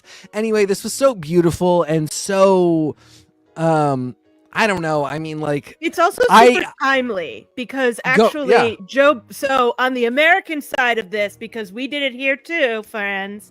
We scooped a lot of people in the 60s. Yeah. Yeah, we just don't talk about it and say we don't have like a cool name for it. Oh yeah, except for the fact that our current president went as part of his Thanksgiving tour, went around and basically said, "Yeah, we're going to actually put a whole thing into this. They are going to start looking for burial sites, putting records together, trying to get people back to the families that they were supposed to. Like they are going to start actually doing this work because of the recognition of how awful it was that this happened to so many, and actual like ethnic cleansing happened in our country under our government, and we just don't even like. I guarantee if I talked to my parents, they would have no idea that this happened. Period. I mean, I feel like people No. think that the plight of the Native Americans ended at the Trail of Tears, which Yeah. is probably not that full of tears. And yeah. like They wanted many to of go them west think for it- fun. people don't Many of them understand. think it ended at Thanksgiving. Yeah. As Yeah. we said here, trans people of color, trans women of 30. Yep. How dare you begin, not anybody here, but how dare anybody begin to question the plight of these people who are like, I have no right. I'm a person of cultural heritage. I am not a person of color.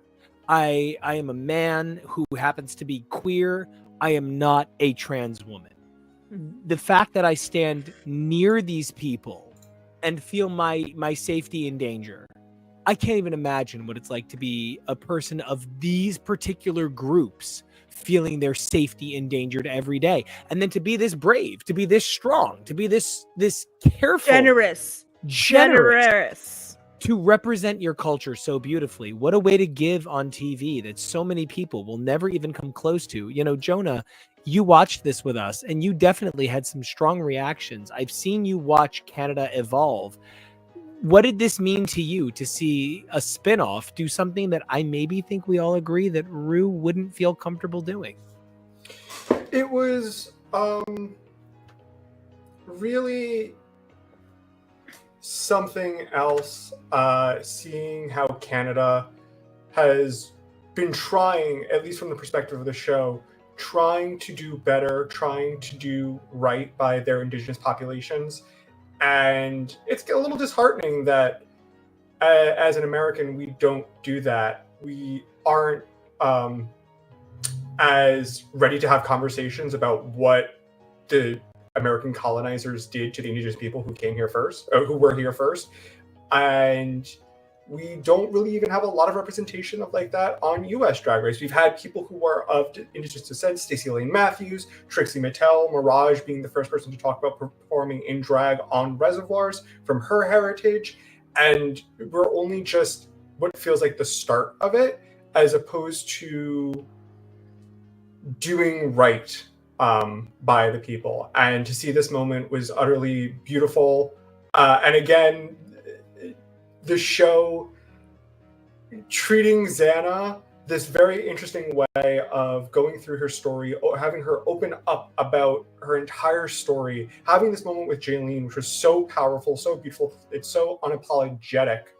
And it's just was a really beautiful, amazing episode in terms of storytelling, in terms of talking with the peoples. I will it was say, so good it made us forget how horrible those commercials were.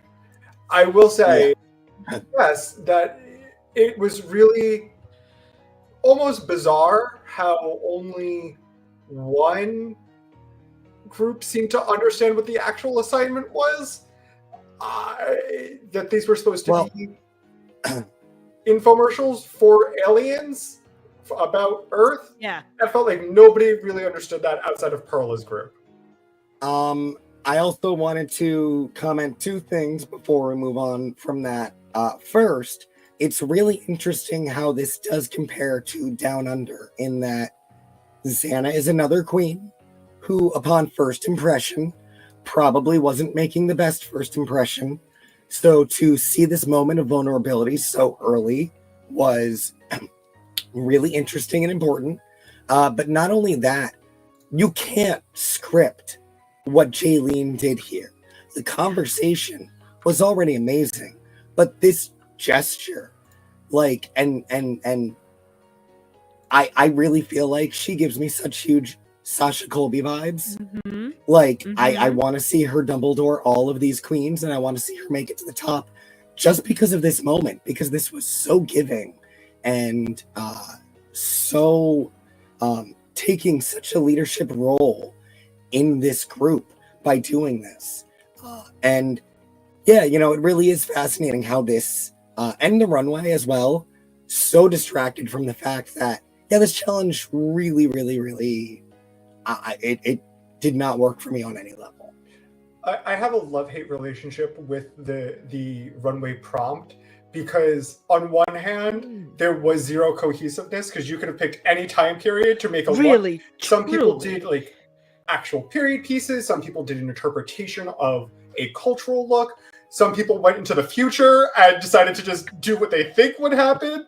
Some people went to hell, I guess. It was so in a beautiful way bizarre that there was so loose with the reins, which I kind of love, that everybody can kind of just be creative and get to do what they want. But on the other hand, I'm like, well, I need a little bit of cohesiveness. I need like a little bit of like, I typically tend to enjoy if I can understand the runway prompt based off of what people are wearing. But this was such a very specific, special prompt I think a lot of people took to heart to be able to showcase a lot of who they are and what they represent and what they're fighting for in terms of representation of their identity. And that part I do love about it. This was absolutely hysterical. Call back to season 1, Justice for Juicebox, getting stuck. Yes. Help. I don't know what to do. I also I didn't realize that we lost the pit crew between Canada 1 and Canada 5. Yeah, I didn't either. It's really funny until they mentioned it. I was like, oh, I guess so. I don't know. I find myself in public just shouting, "Oh, pit crew!" When as do I, but I just, sometimes I don't realize where they are and where they're not. This is the first time that I've connected pit crew for race cars to pit crew for armpits when they said it in this episode. Oh, Tori. I'm sorry. I go with just the sports references. To be I'm very fair, too pits are lesbian very for gay. here. They're not. Respect. Not a lot of women are into pits. It's a Respect. very gay kind of thing. We have a whole other thing about it. It's very different. I don't know. I literally have guys that are like, "Can you just?" Literally, it's one of those things. It's a very different don't thing to women. you don't need to say you anymore. don't need to. It's cool. Yeah, we're we good. Get it. We're good. You're great. Yeah, we love that. 100%. Love No, that I for just you. mean like it is one of those things where I had not ever considered that like it is something that is so common in the queer community, but it's very different for women. I sort of assumed that it was one of those things that was about the thing you are fetishizing, not the person doing the fetishizing. And Tori, thank you for enlightening me a little bit. I was not going to get graphic. I am ready for this thing to end. When did I Don't speak lie. last? Well, I just want to also- say, go ahead. as somebody whose heyday was about like 1997 through 2004, stopped right ages. when I said it. This was rough for me. That woman, that was my sex education class. The Teachers of Peaches are how I learned To fuck the pain about- away. Yeah, and that is precisely what I learned and what I did. So thank you, Peaches. But Jesus fucking Christ, it was a real different story in 2003, which is all I'm gonna say about Peaches and the life that I have led. We God, murdered 2 Tory lookalikes this week because I saw myself in Terra Nova's runway like nobody's business. Oh, I was I like, love "That's you me. so me much, right there." and I want you to know that I did not see you in. I mean that in the best I possible did. way. I did. God fucking Tara. I mean, it sucks because Canada is killing it with the storylines and the lessons and the ideas and the shit they're bringing to light. I did not enjoy Tara at all, but that thing about her insane pay is like one of the most important things for Drag Race outside of like these huge cultural conversations that are happening. I mean, drag queens often get paid pittance to work at these bars that are local that they can get to, and her and Xana talking about it was just so big.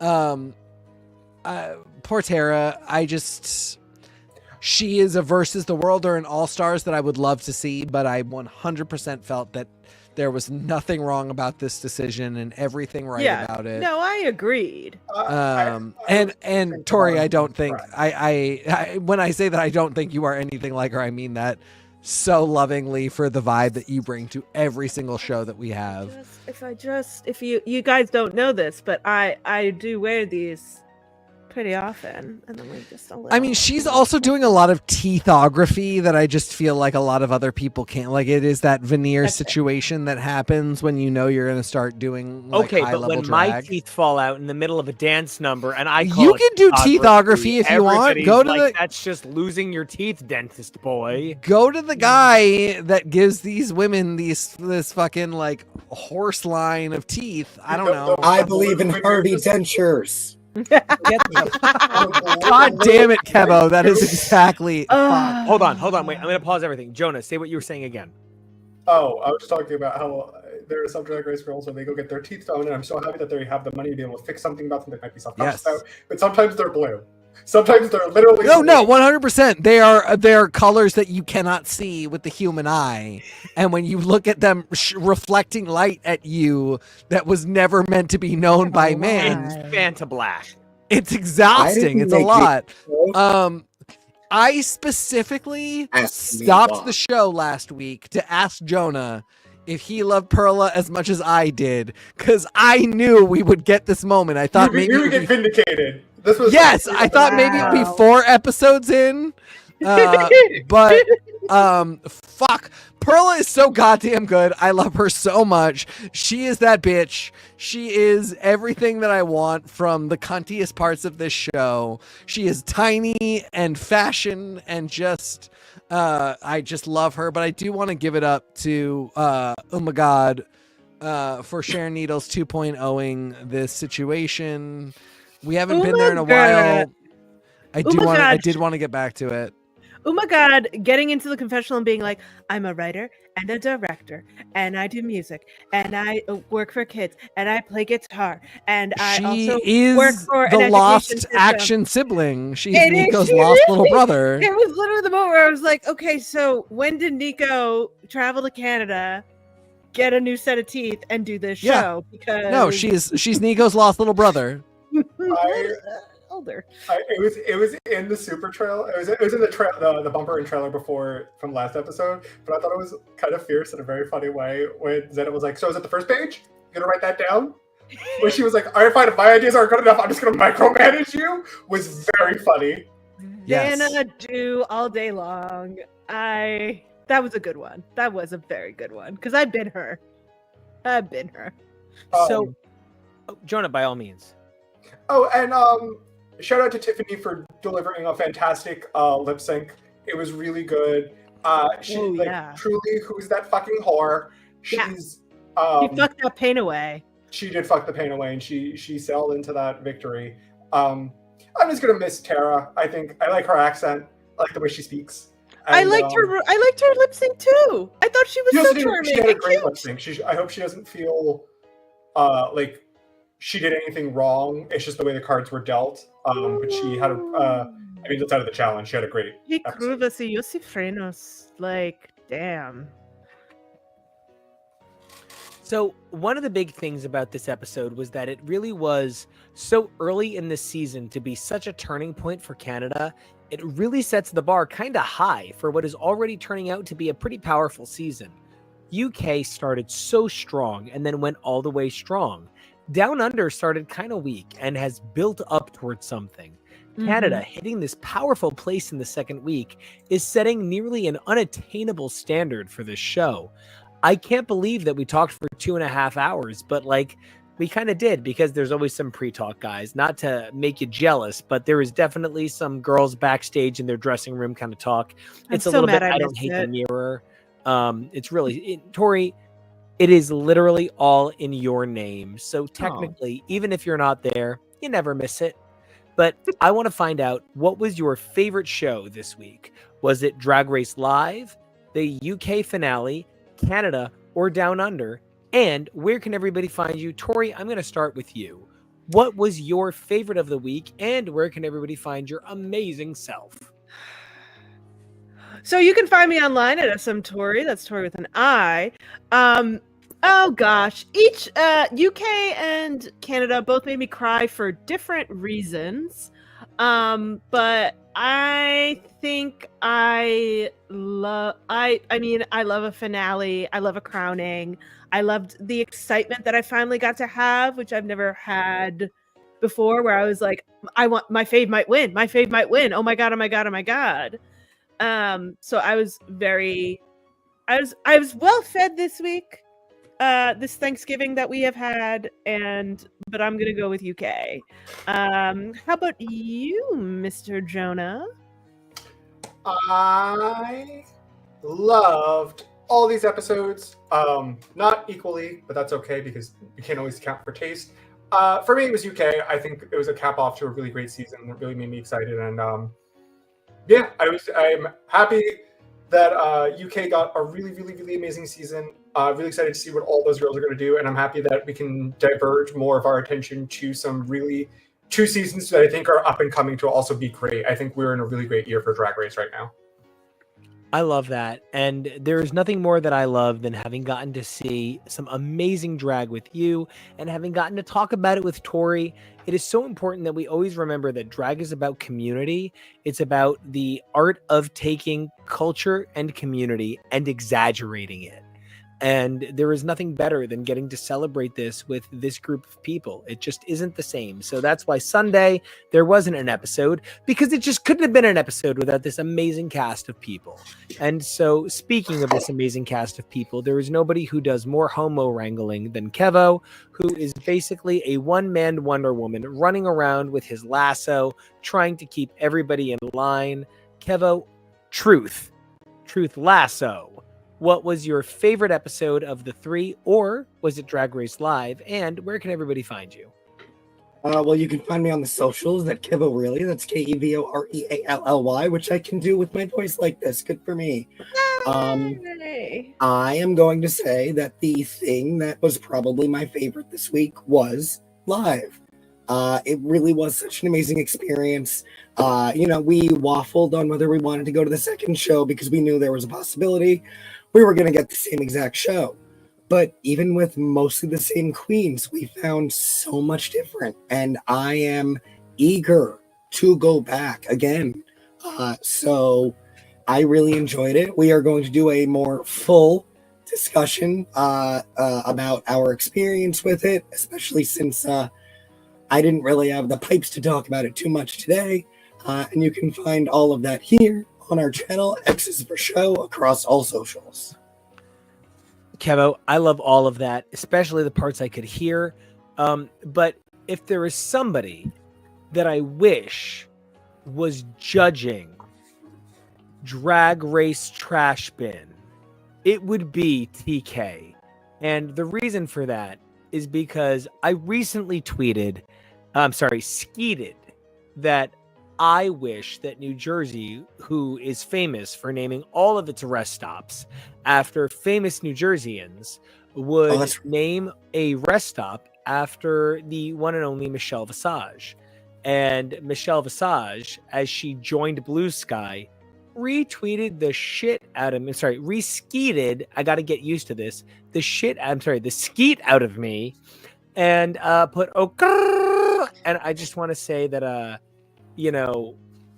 Michelle Visage, she tweets and skeets and Facebooks. TK, you could be the next Michelle Visage. So my question for you, if you were Main Shell Visage, it's right there. See, if you were Main Shell Visage, bsky.social, what would have been your favorite episode of the three or Drag Race Live, and where can everybody find you online? It was definitely Drag Race Live because you stopped bothering me for 65 and then 95 minutes, which was great. No, I'm kidding. Wow. It is a rarity that I don't... Kevo, pull this man out. Tori always wins. Power. I have the power. It was definitely Canada. I meant it when I said that conversation between Jaylene, Xana, and Virgo Queen was really game changing. I mean, it's so important to see that stuff, and everybody was so vulnerable and so real. And Jaylene as an older queen, we just don't get a lot of older queens, and especially in North America, let's say, when we do get them, they don't get a lot of screen time. Poor Tempest du Jour was gone before she could talk about any of her experiences as a 1,000-year-old gay. And Rue certainly isn't going to talk about him because she keeps telling everybody she's 26. Yep. So, it was really beautiful and amazing and important, and I learned a lot. I love seeing cultures that are not my own. I love learning about heritages that are not my own. It is such a privilege. Because, as a little Jewish boy, I like to tell people about little stupid Jewish life that for so long, it kept shocking me that everybody was so surprised by the stupidest, tiniest Jewish traditions that I would bring up to people. I am not very Jewish, but have a few little things there. And it was so weird to me when I would say them to people and they would just be shocked, so learning from people who are really talking about putting their feet on their cultural land. Game changer, beautiful, amazing. God bless you, Jonah. You're very welcome. So 100% Canada, and I had such a blast. Nico, what was your favorite thing from this week? You better say Drag Race Live because you were so excited about it. Yeah, it was genuinely, it was seeing Asia. Yeah. I mean, I don't know. I mean, let's get real though. You were pretty stoked about Mirage too. Mirage and Kennedy were like absolutely 2 and 3, no question. But I mean, Asia is like one of my top 5 from the entire series, and I never thought for a moment I would get to see her in conjunction with this unbelievable product. And I kind of seriously did fly half to Vegas for family and half to Vegas for Mirage.